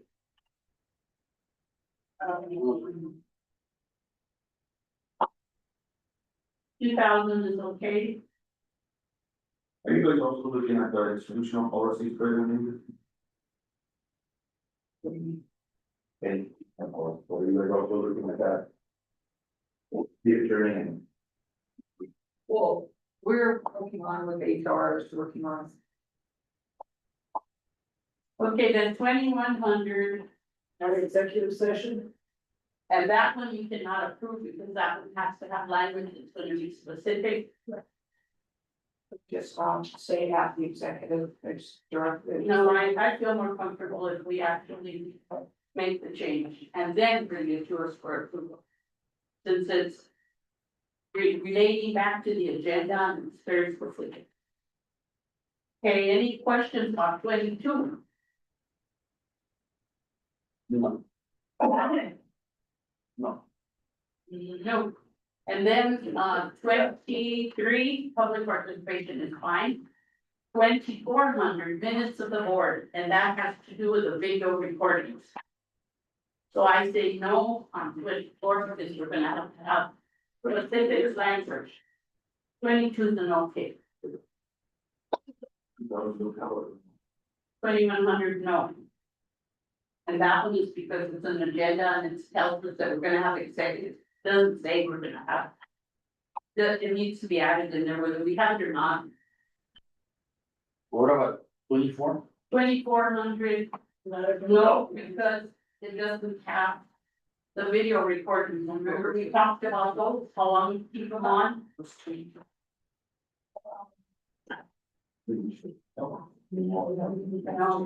I think we approved some and not really West End. So then, for next month, we're also gonna have 2,700 And 16. okay, Number six. November 16. yeah, Do you mention 2,100? 2,500.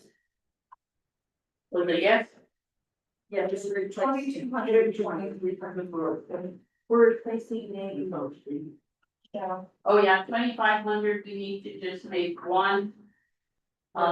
Addition, which is replace shall with a me, that's an amendment. No, we can't do that. Amendment with. May instead of shall. In line 13 or 31? 21. 31, a member voting against a motion shall state his or her reasons, which shall be recorded in the minutes. And I say it needs to say may state. I think they actually talked about that. We did? I think we talked about that. Yeah. Just messed up. Okay, public access, which is 2,600. I think we're okay on 2,600. But we're not gonna include, yeah, we're gonna include that. Okay, so for next month, we have 27, 1,600, 1,600, 27, 28. So 27 through 30. Out of 30. Yeah. So. Let me rephrase the motion, Leslie Ann. Adoption of revised policies 1,700, 1,800, 1,900, 1,950 with amendment, 2,000, 2,200, 2,500 with amendment, and 2,600. So 2,300. Said no. Means that is the. 2,300. 2,300, yes. Okay, I thought 2,300 or something. Yes. so at 2,300, I listed it. The print is too small. I agree. I agree totally. So the ones were I not. don't even see 2,300, sorry, Yeah. page. Personally, Oh, yeah, public participation, I mentioned that, I just didn't look the number.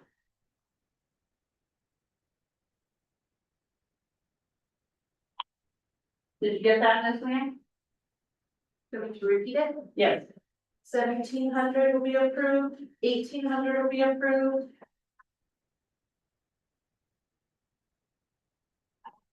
1,900 will be approved, 1,950 with an amendment.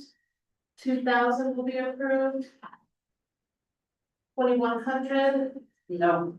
we're not approving that one.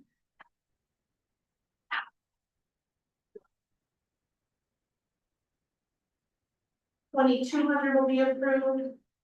2,500, I'm sorry, 2,300 will be approved.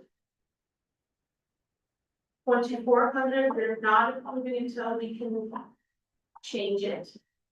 And 2,500 needs an amendment, approved with. approved with an amendment. And 2,600 will be approved. And then we're doing 2,700, 30 next month. So for next month, it's gonna be 1,600. 2,100 revised. 2,400 revised. And then 2,700. 2,800. 2,900. And 3,000. Any questions? No. Well, that's why we're not gonna, well, they're not. Yeah, It's fun. yes. Did I confuse everybody? No. So now we would like, did you get it all that yeah? Yeah. Now we would like a vote. Madam Chair, Dr. Phyllis Martinez, Yes. Madam Vice Chair Luis Portillo. Yes. Secretary Mark Dominguez, Yes. trustee Kenneth Medina, Yes. trustee Dr. Gilbert Sena, Yes. trustee Rolando Pedrano, Yes. trustee Rosalie Ortega, Yes. And that sure wasn't in the interest of time, Doctor, and I'm no, but that's okay.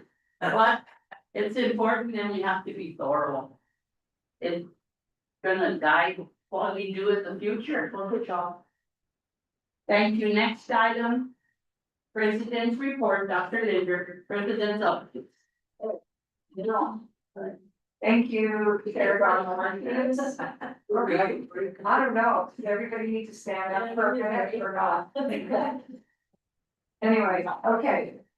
So, you have my board report and, I just wanna highlight, I just wanna go over a couple of things. We already talked about enrollment a little bit. Dr. Romero's gonna talk a little bit more about, enrollment, so I'm gonna skip that.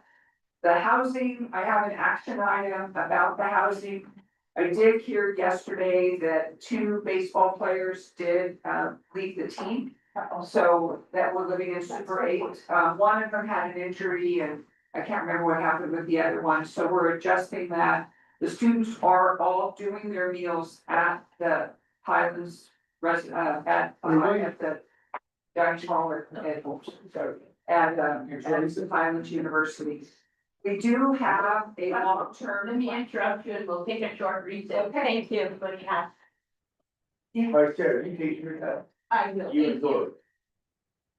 Stand up. I need a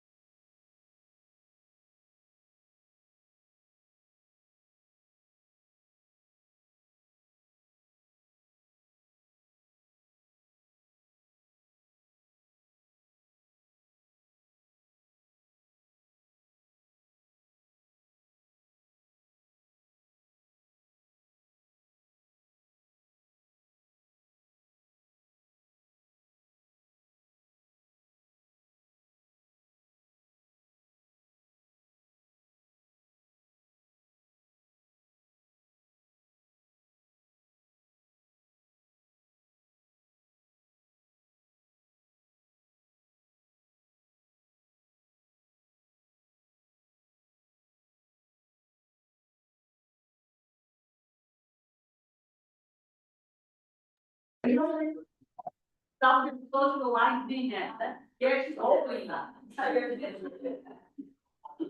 Hey, it's almost better for you.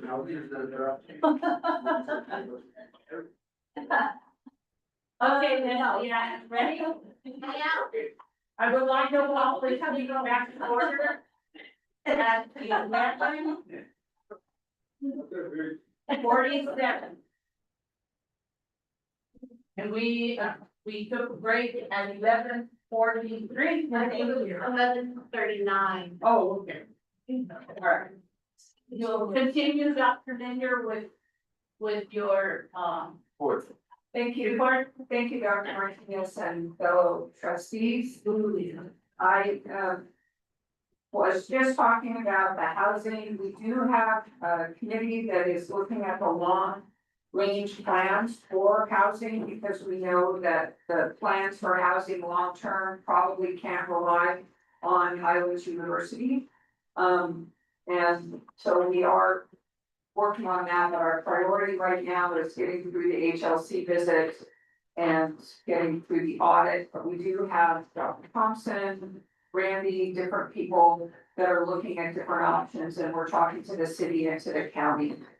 The question I have is, trustee Dominguez, suggested last time about was that building called?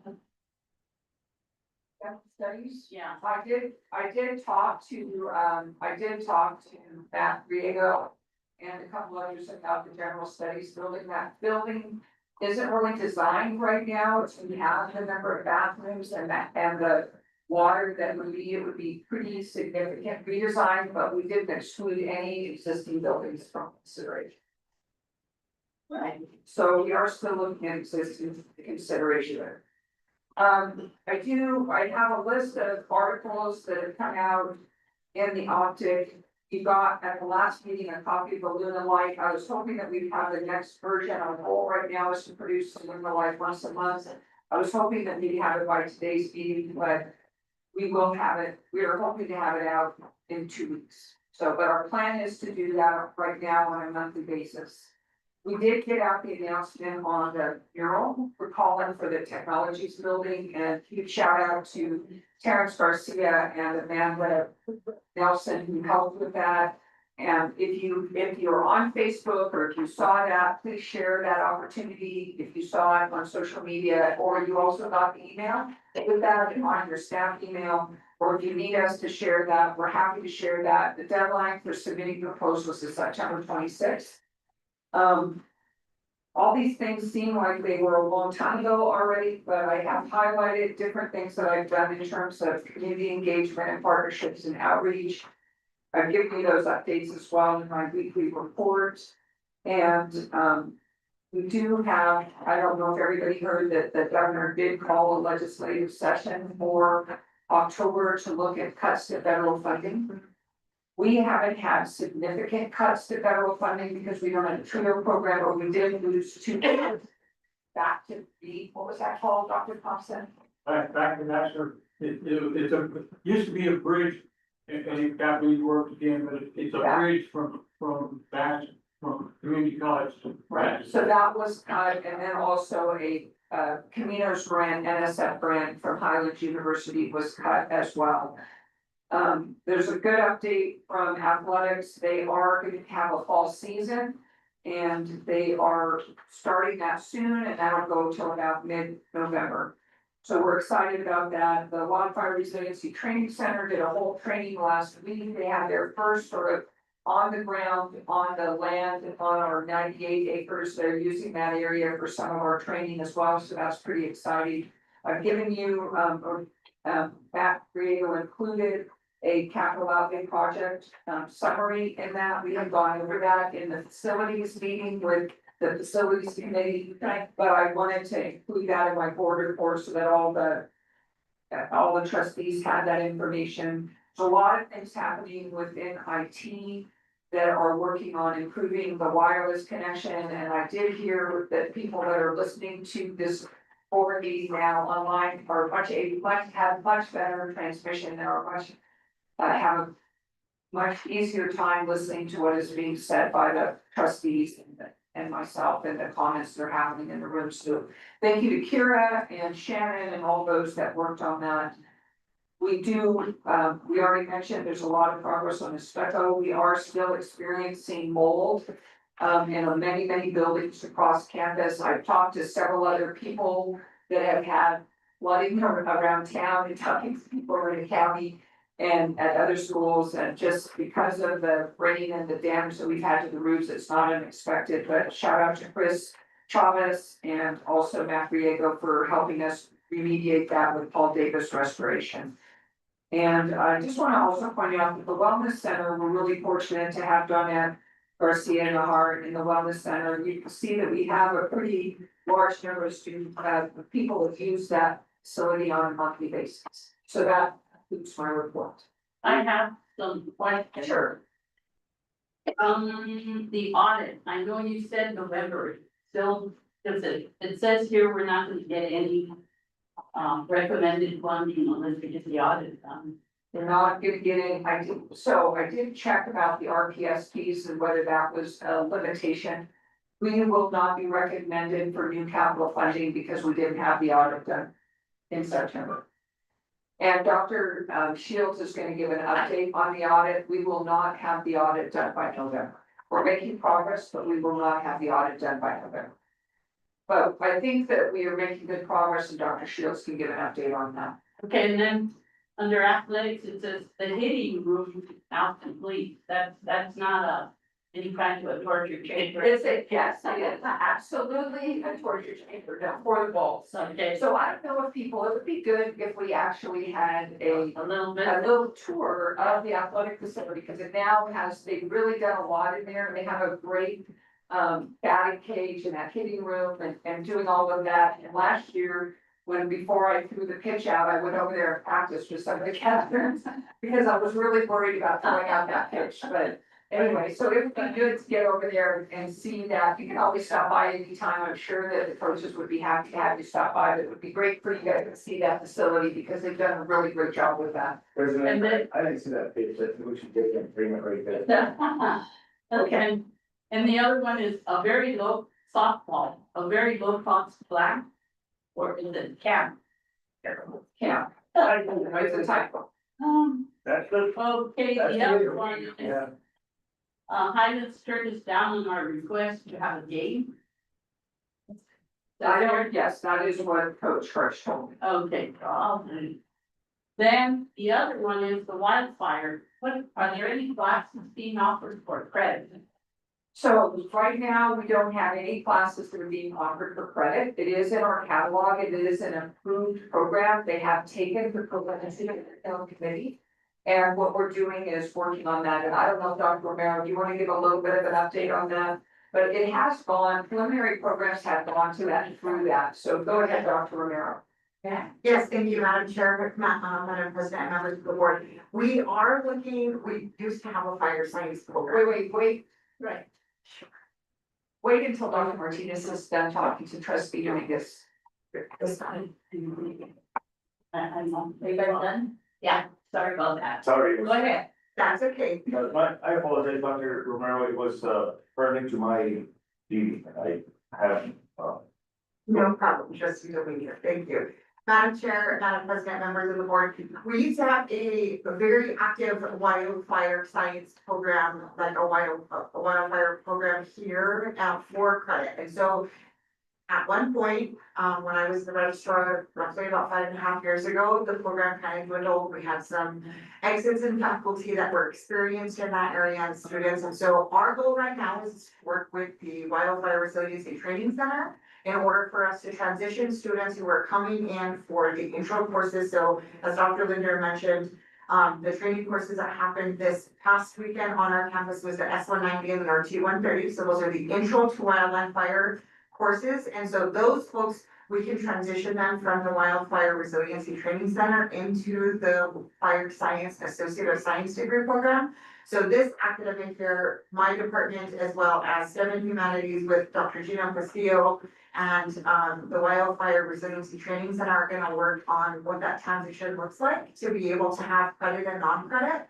for them to be able to make a smooth transition, because a lot of the students who are coming through are also gonna be funded, right? They'll be privately funded or grant funded for them to be able to go through that process, for them to have a pathway into Forest Service jobs in wildland fire.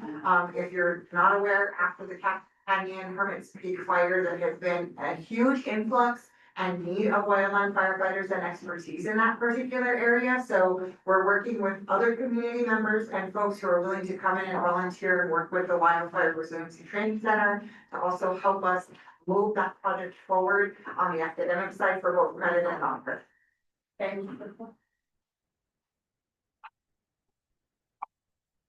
Anything else? Dr. Dinder, that's all I have.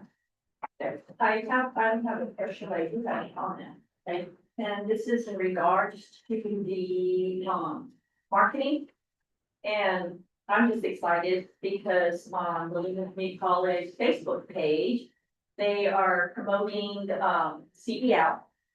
And, on this page, they include, a young man from Springer. Yeah, we saw that. That received. That was in the paper. It was Yeah, on. it was in the paper, and I'm like really excited how they're promoting it, but I just got really excited and.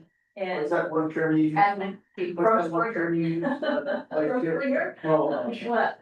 there's that one term that you use that's just essentially how you feel up here. Tickle, is that how you say it? Yeah. I know, well, I can see he's from Springer and not from Warren. You have to get your wins, so you can. I have to, but anyway, kudos to those that put this together. And that, thank you, trustee, Portillo's, vice chair Portillo's. Amanda Nelson did that design of that ad, and I think that she also did the mural design that was advertising that, that's really, really powerful and she's very, very talented. So now all she has to do is put that notice about needed work study students on the website, because that's really where the kids are gonna look and that's fun. So we are, I think we have quite a few students that are interested in that, so. but maybe add it to the website so that whoever kids need money, they can. Some caption phrase like, you need money. I'm just really happy to see that because I've known this young man since he was little, and for him to accomplish something like that says a lot. Yes, exciting, and got a good job. Yes, exactly. Okay, then discussion item, graduate assistance memorandum of understanding revision. Action item, do I hear a motion? I move we review. And a second, Second. and a vote. Does anybody need any explanation about the memo? It says, page 46. It says, set up to seven students, including 2 who work for the summer semester. In person for 20 hours, up to 40 hours during the summer semester. Compensation and then a 2 graduate assistant for the discipline, including tuition and fees, 17,000, total not to exceed 151,000. And that's basically to fill positions for people that we don't have in those positions. That's for 7. That's for 7. 7 students for, Yeah. not to exceed 151,000. Yes. Yes.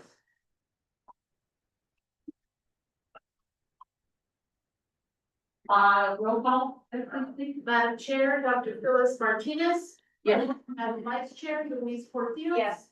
Secretary Mark Dominguez. Yes. Trustee Kenneth Medina. Yes, ma'am. Trustee Dr. Gilbert Sena. Yes. Trustee Rolando Medrano. Yes. Trustee Rosalie Ortega. Yes. And there's about 3 pages of explanation as to what they will do in one area and they will serve. Can I go to that one, sir? We have. The one interested me now? Well, might as well go into that one. There's already voted. Well, I can do a summary. Registrar's office, finance office, VC, instruction, student services, human resources, distance learning, library learning. Okay. Thank you. Okay, the next item for motion is student athlete meal plan. Okay, so that one is on page 15. And it talks about They started already, right? So minus 2 students, we're only gonna have 27 that we pay for in 2 coaches. So the students are actually gonna pay for it. The coaches were paying for it. The students are actually paying us and then we'll be, finance. Okay. And you said that it was gonna be a meal or per meal charge or? So when I had originally talked to the Sodexo, they had agreed to do per meal, and actually right now, through the 15th of September, they are doing per meal, but when I met with Vice President Leah and Eric Fleury, their Associate Vice President of Finance, they really felt like it was too much of a, they did not want to do per meal. So we did a prorated plan, and they are just gonna swipe their card how they typically would do, but we did agree that students are paying for it, but that they would bill us. Well, they're Not paying. paying fast, they're just We're paying. paying Luna, Luna's gonna pay $5. Okay. But yes, so students are gonna pay for the meal plan. The 2 coaches were paying for the coaches' meals. So it's a proration, right? So. Yes, In prorated. essence, it's very good, because it looks like they're paying this, they're just paying what's left of the year. Yes, $1,503 for a 12-week period. yes. Really, that's not really bad considering you can eat 3 meals a day or at least 2 meals a day. Right. All right, so I'm entertaining a motion to approve Motion to approve that. and a roll call. What's the second? It was a student athlete meal plan. No. Oh, Ortega. Madam Chair, Dr. Phyllis Martinez, yes. Madam Vice Chair, Louise Portillo. Yes. Secretary Mark Dominguez, Yes. Trustee Kenneth Medina, Yes, ma'am. Trustee Dr. Gilbert Senna, Yes. Trustee Rolando Medrano, Yes. Trustee Rosalie Ortega. Yes. Next item, Dr. Rometto. Okay. Problem. Trustee Medina, are you having to leave as well? Yes, ma'am. I'll just put that. Okay, Dr. Romero. Let's. I know you will, yes. and you're welcome. And his questions are over. I'll give it to you, Mark. Vice Chair, you know, more red sunshine and a little rainbow. You know? Yeah. You won't let me. You hear, take over. Thanks for saying, my neighbor.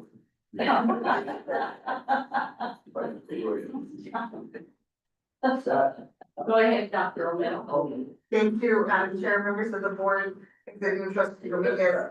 I just want to highlight a couple of things. You do have my board report in your packet.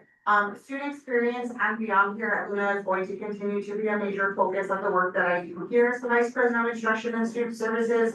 We continue to try to remediate any issues that come up for students, and we really want to make sure that their experience here is going to be a beneficial one. I think we'll be able to kind of see what our students are saying about their experience. I know Dr. Linder just sent out a survey information that's gonna go out, I believe, today, with regards to student experience. So I'm really curious to see what the data comes back as and what we're gonna look like right now and then going forward, and then what it might look like next year. So I just wanna say that that continues to be a top priority, as well as communication improvements between the academic division and the student services side, right? So like academics and student services talk to a certain extent, but we want to be able to strengthen that relationship and be able to help them communicate better in terms of how we best serve our students in all of our service areas and in the programming that we currently offer and could offer in the future.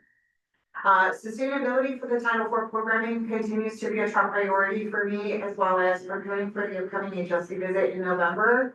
We've been working super hard. We have a committee ready to interview folks and reviewing applications for an on-ground full-time staff person. We are also awaiting approval from New Mexico Highlands University to get an additional graduate assistant here to help us with staffing and financial aid. And so we've received commitment from Rachel Lucero, our college registrar, and her graduate assistant who's helped us with Title IV questions and financial aid support.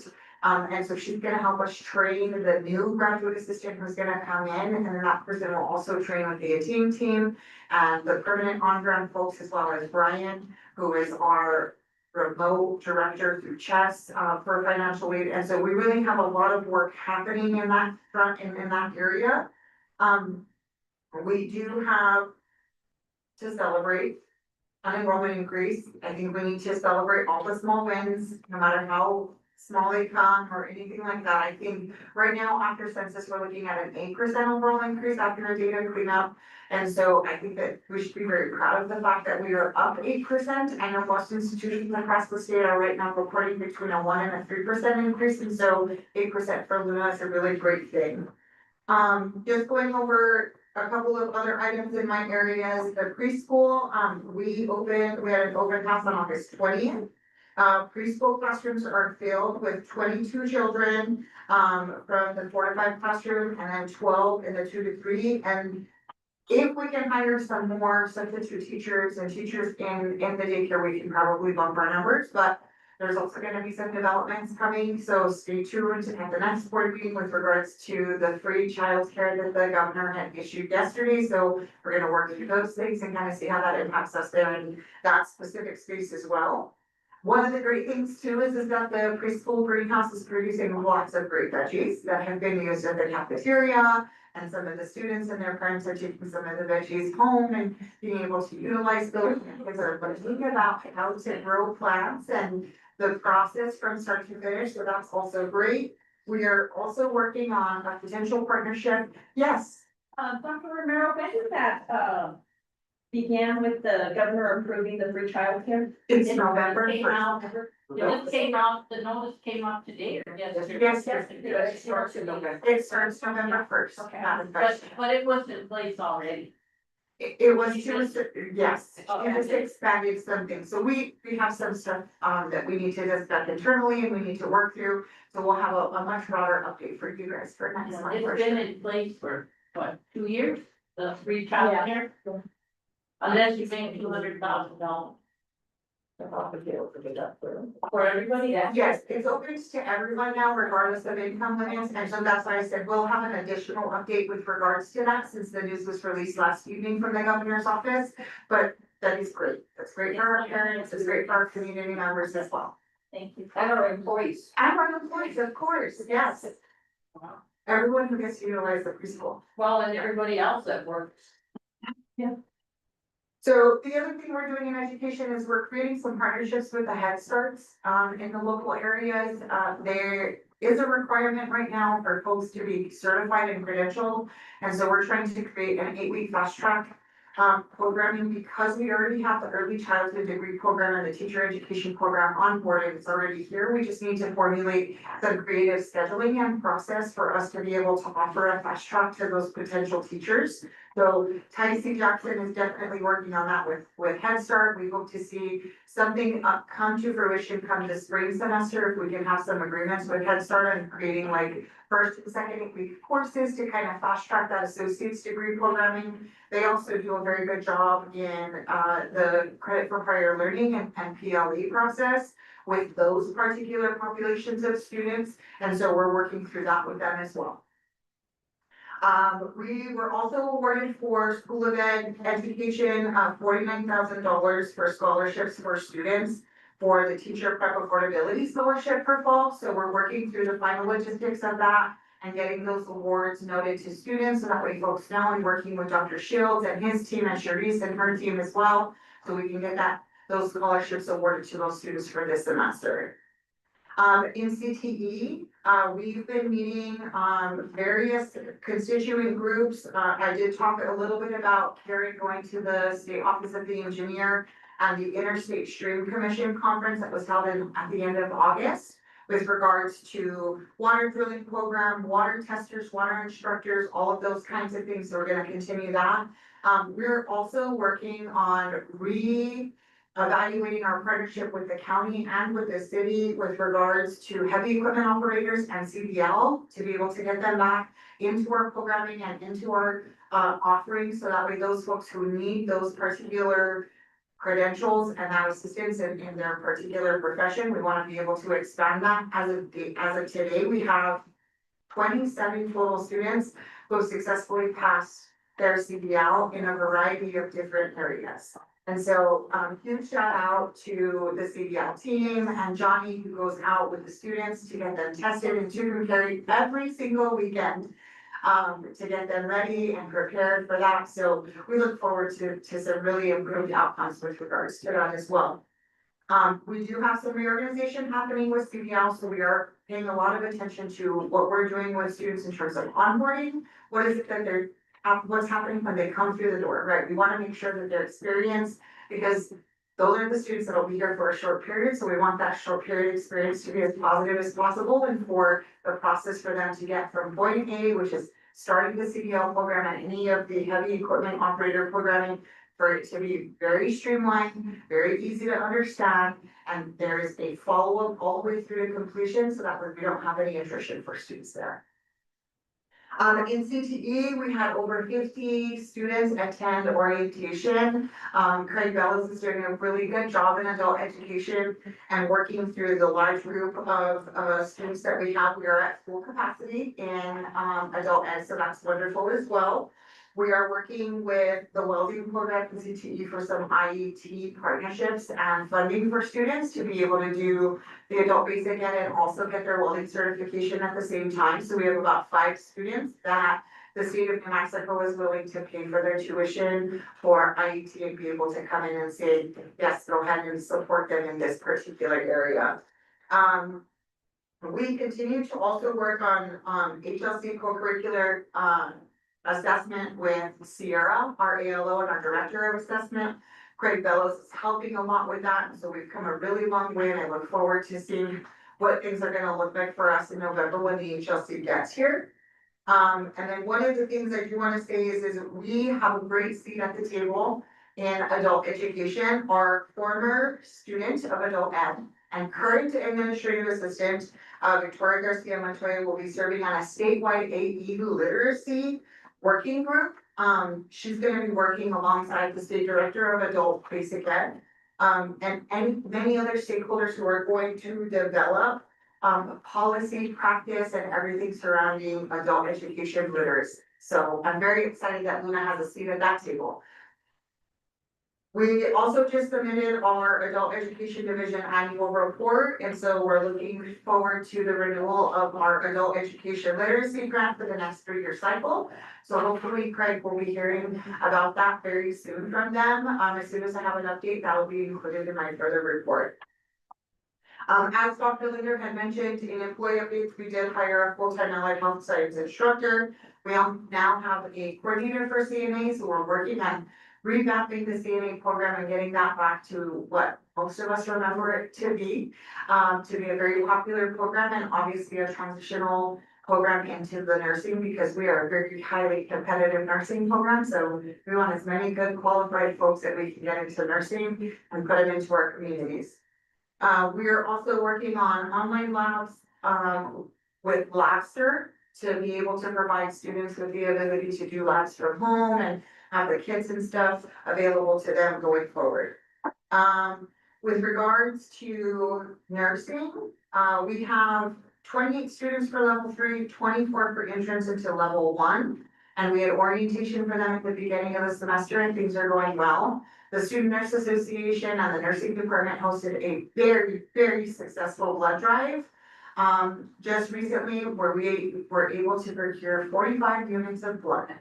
Our goal was 10, so we exceeded that. So shout out to Valerie Montoya and her group and the Student Nurse Association and the nursing students who assisted with that as well. We also had the Student Nursing Association participate in the Robertson Homecoming Parade. Robertson Homecoming just was last week.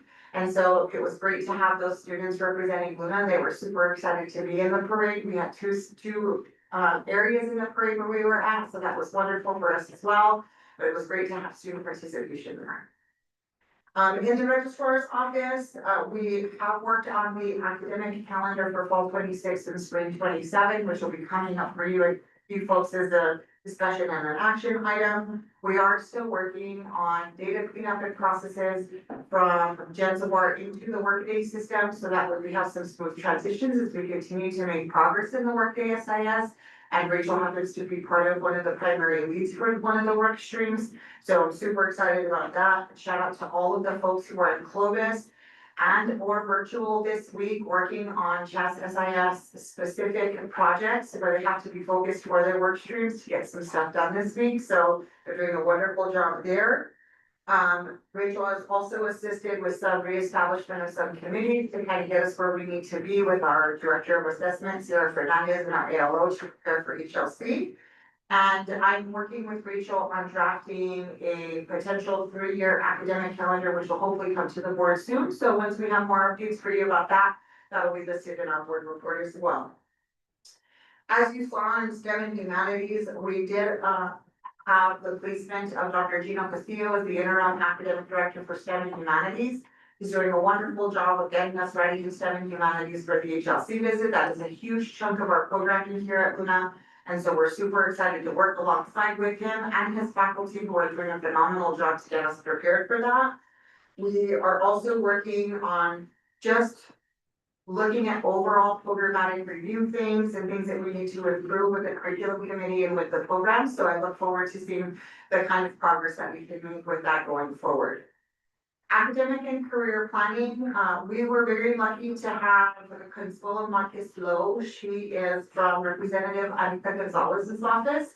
She was here for orientation. We also had the number 11 trolley who gave rides to students and parents and other folks on that day. And so she came and had lunch, she talked to students, she was on the trolley ride. So it was a really fun time. It was great to have them here. We know that having those relationships and having folks from our representatives' offices is important for us to be able to create those partnerships and invite them back for other fun stuff we have going on here. Last but not almost least, we are still working on Rough Rider mentorship. We have a variety of things happening with Sherry and in Springer and a bunch of other things that are going on with the raised beds. They started doing that as the community garden initiative, and so it's behind the woodshop building in Springer. It is in partnership with the town of Springer, so I'm really hoping it's gonna get some good momentum. Maybe we can get some FFA kids out there to kind of help with that, so we'll kind of see how that's going. We do have after school programming in Springer that has already started. It resumed on September 5th, so we're starting to get that going. Girl Scouts in Mora are meeting at our current location, and the mentorship program is providing some snacks and some support to those folks, which is under the guidance of Tina Crunk. So we're very excited for those folks to be at the Mora location as well. And in Santa Rosa, we have increased the number of meeting times of the after school program from Mondays and Tuesdays from 4 to 6 and Fridays from 9 to 4. The program happens under the guidance of teachers Bernadette Garcia and Anna Anaya. We have such a huge need in Santa Rosa to be able to extend the after school program, so I'm glad we were able to meet that need for our community members as well. Future activities with regards to that, we hope to hire some more teacher assistants. So Sherry is working actively on that, trying to find folks that can help us with the after school programming and what we're doing in our communities. And also, we are looking at partnering with CTE and Dominic Garcia in the automotive area to be able to teach kids how to repair their bikes. So hopefully we'll give them some good life skills going forward. Essentially from the bookstore, we've got, we're working on the First Day Complete program to be able to make sure that students will have their books first day of class, which means the minute they register, the books will be accessible to them. Students will be able to opt out of this particular program if they don't want it. And so we won't have the issue any longer of a student can get a book or they don't have books, or we have to wait for the high school to send a PO or do something different in order for students to get books. And we hope that First Day Complete will be a successful program for our students to be academically prepared on the first day of class. So once they register, the system should trigger their books and their materials. We're gonna work super hard on the academic side to make sure all of the books and materials are available to all of our students in the online bookstore, so that when this project does successfully help our students. So we're looking forward to that. And then in the library, we just have a bunch going on, especially with Workday. We know that that's part of a very critical work stream in there as well. We're still working on curriculum and cataloging and supporting our students. We do have community members who continue to come in on a daily basis to use our library. So now, thank you to all members of the board for approving the revision in the GA allocation, because we will be able to get a graduate assistant hopefully into the library here pretty soon. So looking forward to that to provide some support to our patrons, our students, and also to Linda in there as well. Dual credit, Alejandro is working super hard on making sure that dual credit is just an easier process for students to understand. We're also gonna be having a division meeting in which we kind of take a look and analyze where dual credit is at Luna, how we need to, I believe that they're in my short time here already. This week, I think is where I'm at. In the short time I've been here, I can see that there are some changes that we need to make with dual credit, and so we're gonna be taking a look at that and talking about that as the best way to serve the school districts, the communities, and our students, to be able to make sure that people are prepared and folks are not coming second week of school or anything like that. We wanna be as proactive as possible in terms of the registration and the enrollment. And I really, really wanna say thank you to Alejandro and to Tina and to Emily and Stacy and all of our areas, because they have been super helpful in making sure dual credit for this fall has been super successful. Really, I don't have anything further. The only other thing that I did wanna just kind of highlight again is our 8% increase on enrollment. I did explain to Dr. Linder that I do think that it's important that we celebrate the small wins, and I want for us to be able to continue to do that. Enrollment has to be a primary focus of what we do and how we operate and how we get students into our programs. We have great programs with great faculty, so we want to be able to increase those going forward. We also want to make sure we're pushing for second 8 weeks. In our session this year is going to be for the very first time at Luna Community College, so I'm curious to see how successful students will be in that particular area of study, because intercession is tough, right? It's a 2 or 3 week period sometimes, so it just depends. It's very intensive. And so I really want us to be able to offer those for students who absolutely need them. And I stand for questions. I have a couple, or maybe more. Issued campus-wide notice on FERPA training, I think that's really important. Thank you, Madam Chair. Not gonna say anything else, because we all know. The next one, stacking credentials for our students to allow them to leave with more than one credential for LCC. I don't understand that, I thought that's been in place forever. And it hasn't been in place, it's been in place, but it hasn't been practiced. So the thought and the idea is around it, but it's not happening. It's actively not happening here. And so I'll just give you an example. I met with a student last week who will be graduating in December and receiving 3 credentials from Luna, 2 associate's degrees and 1 certificate. Is it the same one we talked about? It is, ma'am. And we are pushing on the academic side of the house for the areas that have certificates that lead into associate's degree programs.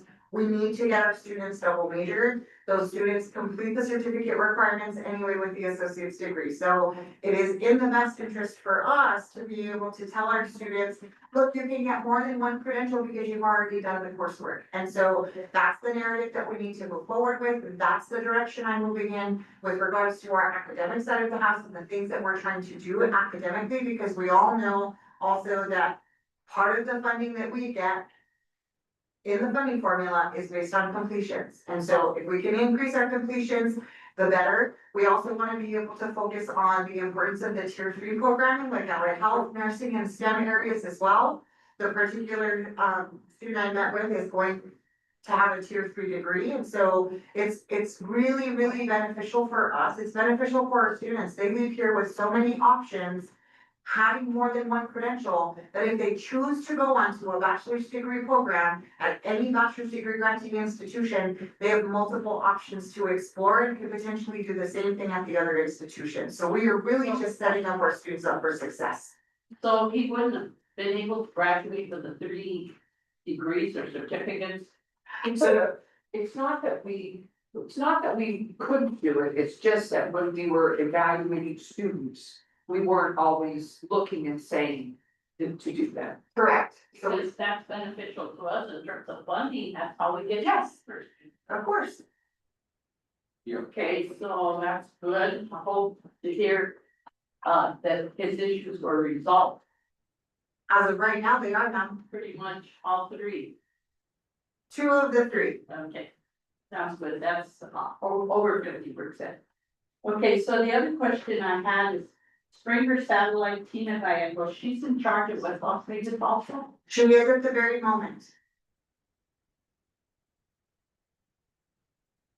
Seems like a lot of the students between all her other districts. Well, and that's the reason why I said that we need to reevaluate the process of dual credit and how we're moving forward with that. I don't necessarily think that it's feasible for us to have a point of contact in Springer for a school district in Las Vegas when we have all our control. And so we're working through the challenges that we have right now and the things that we're doing. Tina has been such a great resource for West Las Vegas and has had such a great relationship with those folks there, which is helpful for us to move forward and to be able to say, where are the things that we need to improve on? I just think that the overall structure in terms of dual credit needs to be reevaluated and reworked in order for us to better serve our students. And it's nice to see that 51 students attended new student orientation. I don't know if we have had that in past, pretty much. Thank you. I have a question. Go ahead. On your raised beds, elaborate a little bit on that. Were they made possible by grants? So I know that Sherry had indicated that they had some support, but I know that some of it was volunteer work. So she didn't elaborate too much on what she had received in terms of grant funding to help with that. Some of it did help, but the other part of it wasn't fully covered. So the other portion of it that was done for raised beds was also done with volunteer hours and folks who were committed to the project. Yeah, I'm talking about the material, like the beds themselves, the boxes, the benches. What happens to them now? I realize that here they have a greenhouse, they can bring in all the beds that would have been there. But what happens to the ones in San Jose, and will they be brought into a building? So that's something that Sherry is looking into right now in terms of how we utilize all of the raised beds in the areas that we do have. Because one, we want to be able to expand the partnership as well. That's why I mentioned and put in there a little bit about FFA, right? The local school districts have that. They also have sometimes horticulture students who are practicing in FFA. And so if we could get those students to kind of work through the after school program and with Sherry and with her team, then we can have more success in those. But at the very moment, she's in the preliminary stages of trying to figure out what we need to do in Santa Rosa for that. Any other questions? Trustee, As a representative of Springer, I just want to give a shout out to Tina and for Sherry for the outstanding job that they've done. It's nice things, Tina bringing in, promoting and bringing in all these dual credit students. And I just love seeing where we have 18 students coming in from Cimarron and then her helping out with the responsibility schools. I appreciate that. And then also, Sherry taking the initiative to, put this, community garden together and working with the town of Springer and also the after school program that she's done. So I just want to give a shout out to the staff there. Thank you. Thank you, Madam Vice Chair. thank you. The next item is approval of the academic calendar for fall 26 through spring 27. Do I have a motion? I'll make a motion to approve the calendar. I think approved. As we said. Who's gonna do the motion and who's gonna do the second? Oh, go ahead. We. Go ahead and also. It is done. It's okay. Thank you. Good job, Trustee Stella. I know that. We approved. Roll call. Madam Chair, Dr. Phyllis Martinez. Yes. Madam Vice Chair, Luis Portillo. Yes. Secretary Mark Dominguez. Trustee Kenneth Medina. Yes, ma'am. Trustee Dr. Gilbert Sena. Yes. Trustee Rolando Medrano. Yes. Trustee Rosalie Ortega. Yes. Thank you so much. Next item, executive, thank you, Dr. Romero. Executive Director of Finance and Chief Financial Officer, Dr. Shields. Madam Chair, my big excuse. Yes, you may. Thank you, ladies, gents. You're up. Hi, Kitty. Hi, ladies, have a good one. Yes, well, and gentlemen. And gents. Sorry. Shots. Have a good one, you. I never let you. I get that.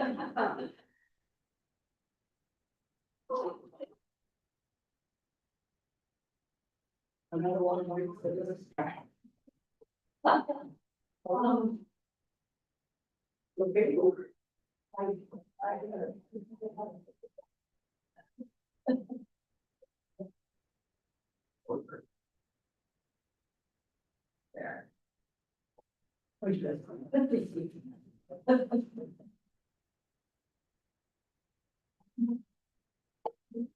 And this was a lot of pages. That's what she told me. What is it? 90? 80 some, what's the end? I know, sorry. And that is at the end of it. Well, you have to do what you have to do, and we have to have to. Very good, thank you for that. Welcome. Thank you. Go ahead, Dr. Shield. All right, thank you. All right, Madam Chair and Associate Trustees and President Linder. Luna Community College Finance Summary Report for August 2025. This report summarizes the financial performance of Luna Community College for August 2025. While the month showed a positive cash balance, several areas require attention to ensure fiscal year in stability and maintain the approved budget. And we come to revenues total $1,758,752, representing only 12% of the approved annual budget. This shortfall is primarily due to the delayed posting of fall tuition and fees. Current posting of $2,735 reflect only the summer classes. State appropriations are current, but local government appropriations received semi-annually, which is December and January, as well as May and June, have not yet been factored into this month's figures. Additional revenue streams are also still developing at this time. Total expenditures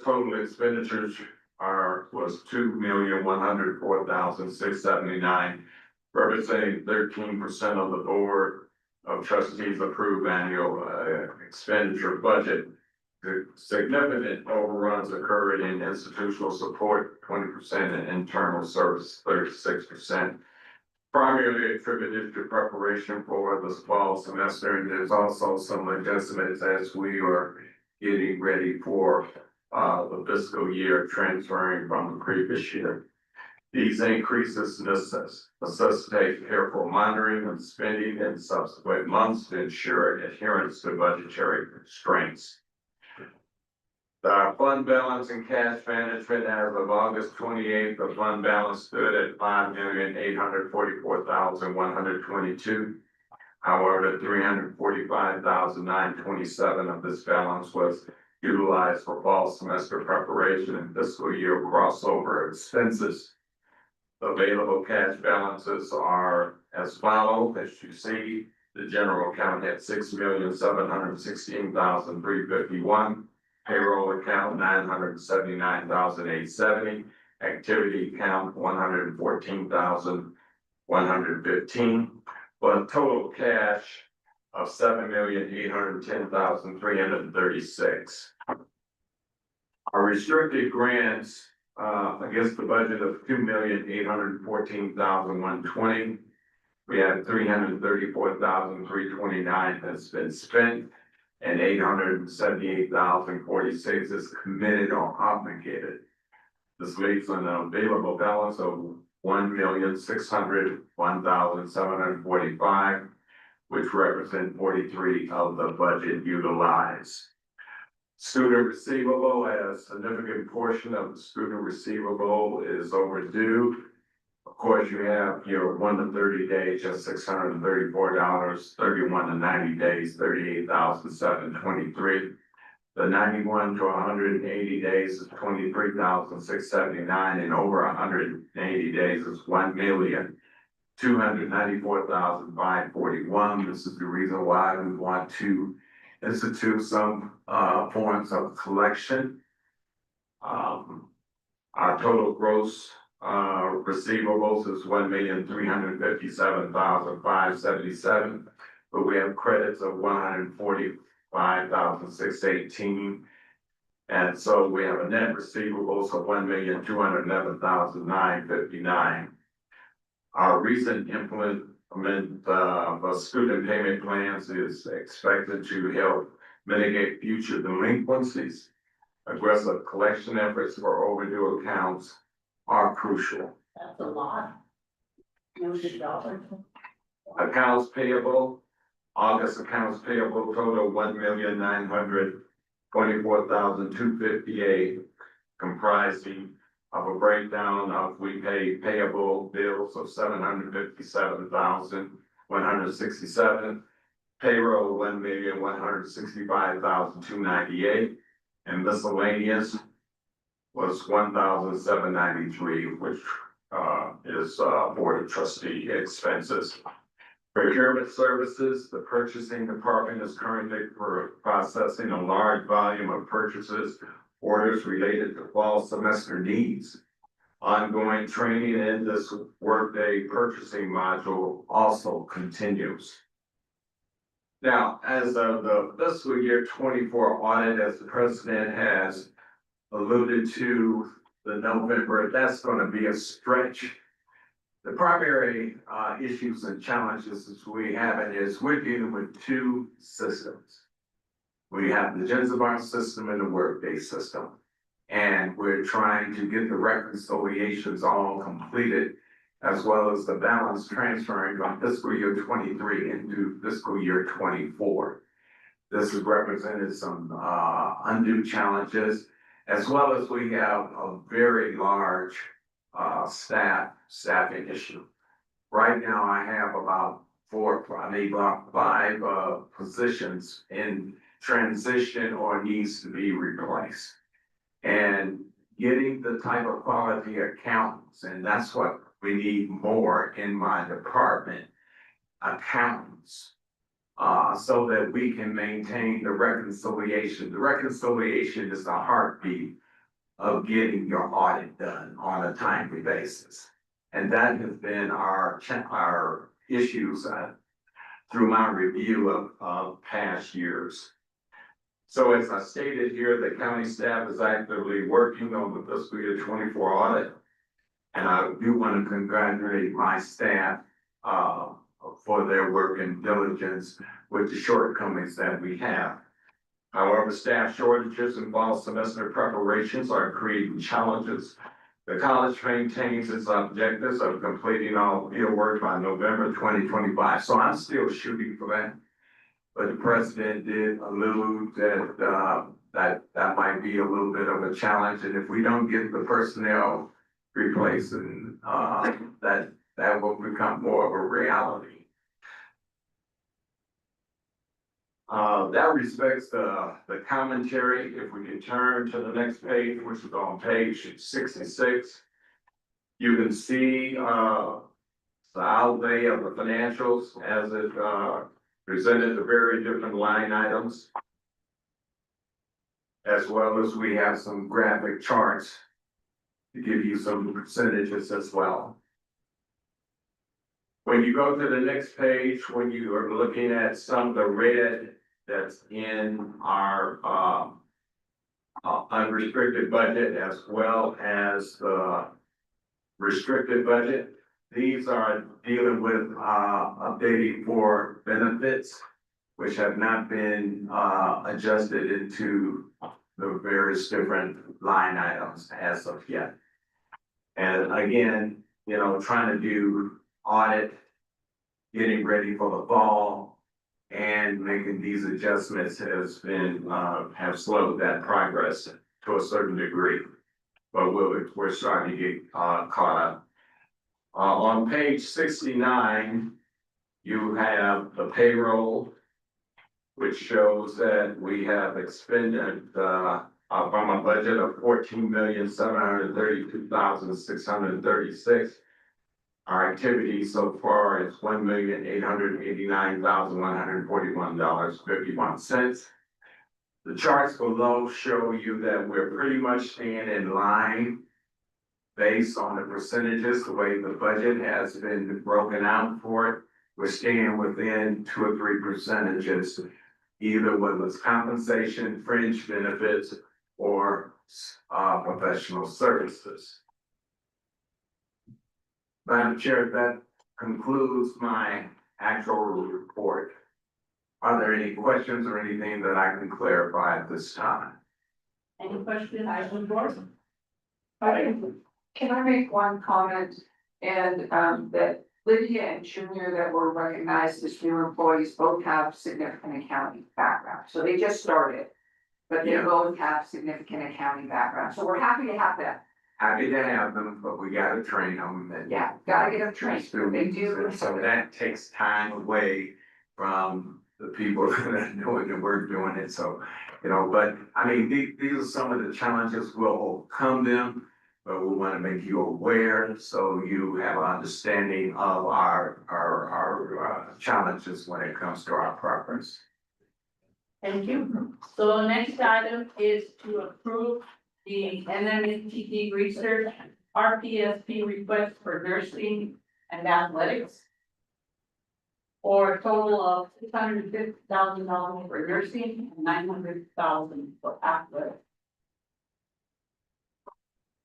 Yes, the New Mexico Higher Education Department requires that the annual reporting and request for the RPSP funding be submitted by September 15th of this year. For fiscal year 2027, Loomis Community College will submit requests to support the nursing expansion project for $650,000, which is a $141,000 increase from fiscal year 26, and which was an amount of $509,000 for expanded support of faculty and students. The athletic request is $900,000 to add men and women's soccer and cover increased program costs due to inflation, an increase of $387,500 from fiscal year 25, amount of $512,500. Do I have a motion? I'll make the motion. And the second, Second. and roll call with. Madam Chair, Dr. Phyllis Martinez. Yes. Madam Vice Chair, Louise Portillo. Yes. Secretary Mark Dominguez. Trustee Kenneth Medina. Oh, he's not too. Trustee Dr. Gilbert Sena. Yes. Trustee Rolando Medrano. Yes. Trustee Rosalie Ortega. Yes. The next item is the discussion and action of audit consultant contract at Wanda Elm. Yes, thank you very much, Madam Chair. Recognize, as I previously stated, our challenges as it's coming to the audit. We've reached out to a person who has helped us in the past by the name of Ms. Wanda Helm. She's a CPA, and she's been, doing management work, as experience in governmental and education, higher education, for over 27 years. And the time frame for this contract is September 10th of this year through March 9th of 2026. Compensation is $80 an hour for 15 to 20 hours per week, not to exceed 30,000 plus grocery receipts and tax. Do I hear a motion to approve that contract? I'll make a motion to approve entering into a professional services contract with Wanda Helms, CPA. So move. Second. Thank you. And Ms. Leanne? Madam Chair, Dr. Phyllis Martinez. Yes. Madam Vice Chair, Louise Portillo. Yes. Secretary Mark Dominguez. Trustee Kenneth Medina. Trustee Dr. Gilbert Sena. Yes. Trustee Rolando Medrano. Yes. Trustee Rosalie Ortega. Yes. Okay, thank you very much, Dr. Shields. The next item is announcement on date, time, and location of next meeting. Tuesday, October the 14th at 10 o'clock a.m. Now I would like to ask for a motion to adjourn. So move. Chairman. There, You did say the 14th, right? yes. But it says Tuesday, 4:30. I thought you were gonna move it to the 21st. Is that enough? No, we canceled their second Tuesday of the month. I think we go against trustee, we approve policy and then we go against it. I think it is. You had suggested, I guess. I think, Or requested, yeah. yeah. So first of all, Dr. Litter requested, and then trustee Portillo requested, so. I think, For the 21st? She said, no, 14. A motion and a second. I say, I guess the motion on me, right? Yeah, you need the motion. So, a vote call. Madam Chair, Dr. Carlos Martinez. Yes. Madam Vice Chair, Luis Portillo. Yes. Secretary Mark Rodriguez. And Medina. Trustee Dr. Gilbert Sena. yes. Trustee Rolando Petrano. Yes. Rosa Ortega. Yes. Leave it. Thank you very much. Yeah. You're welcome. Well. See you next time.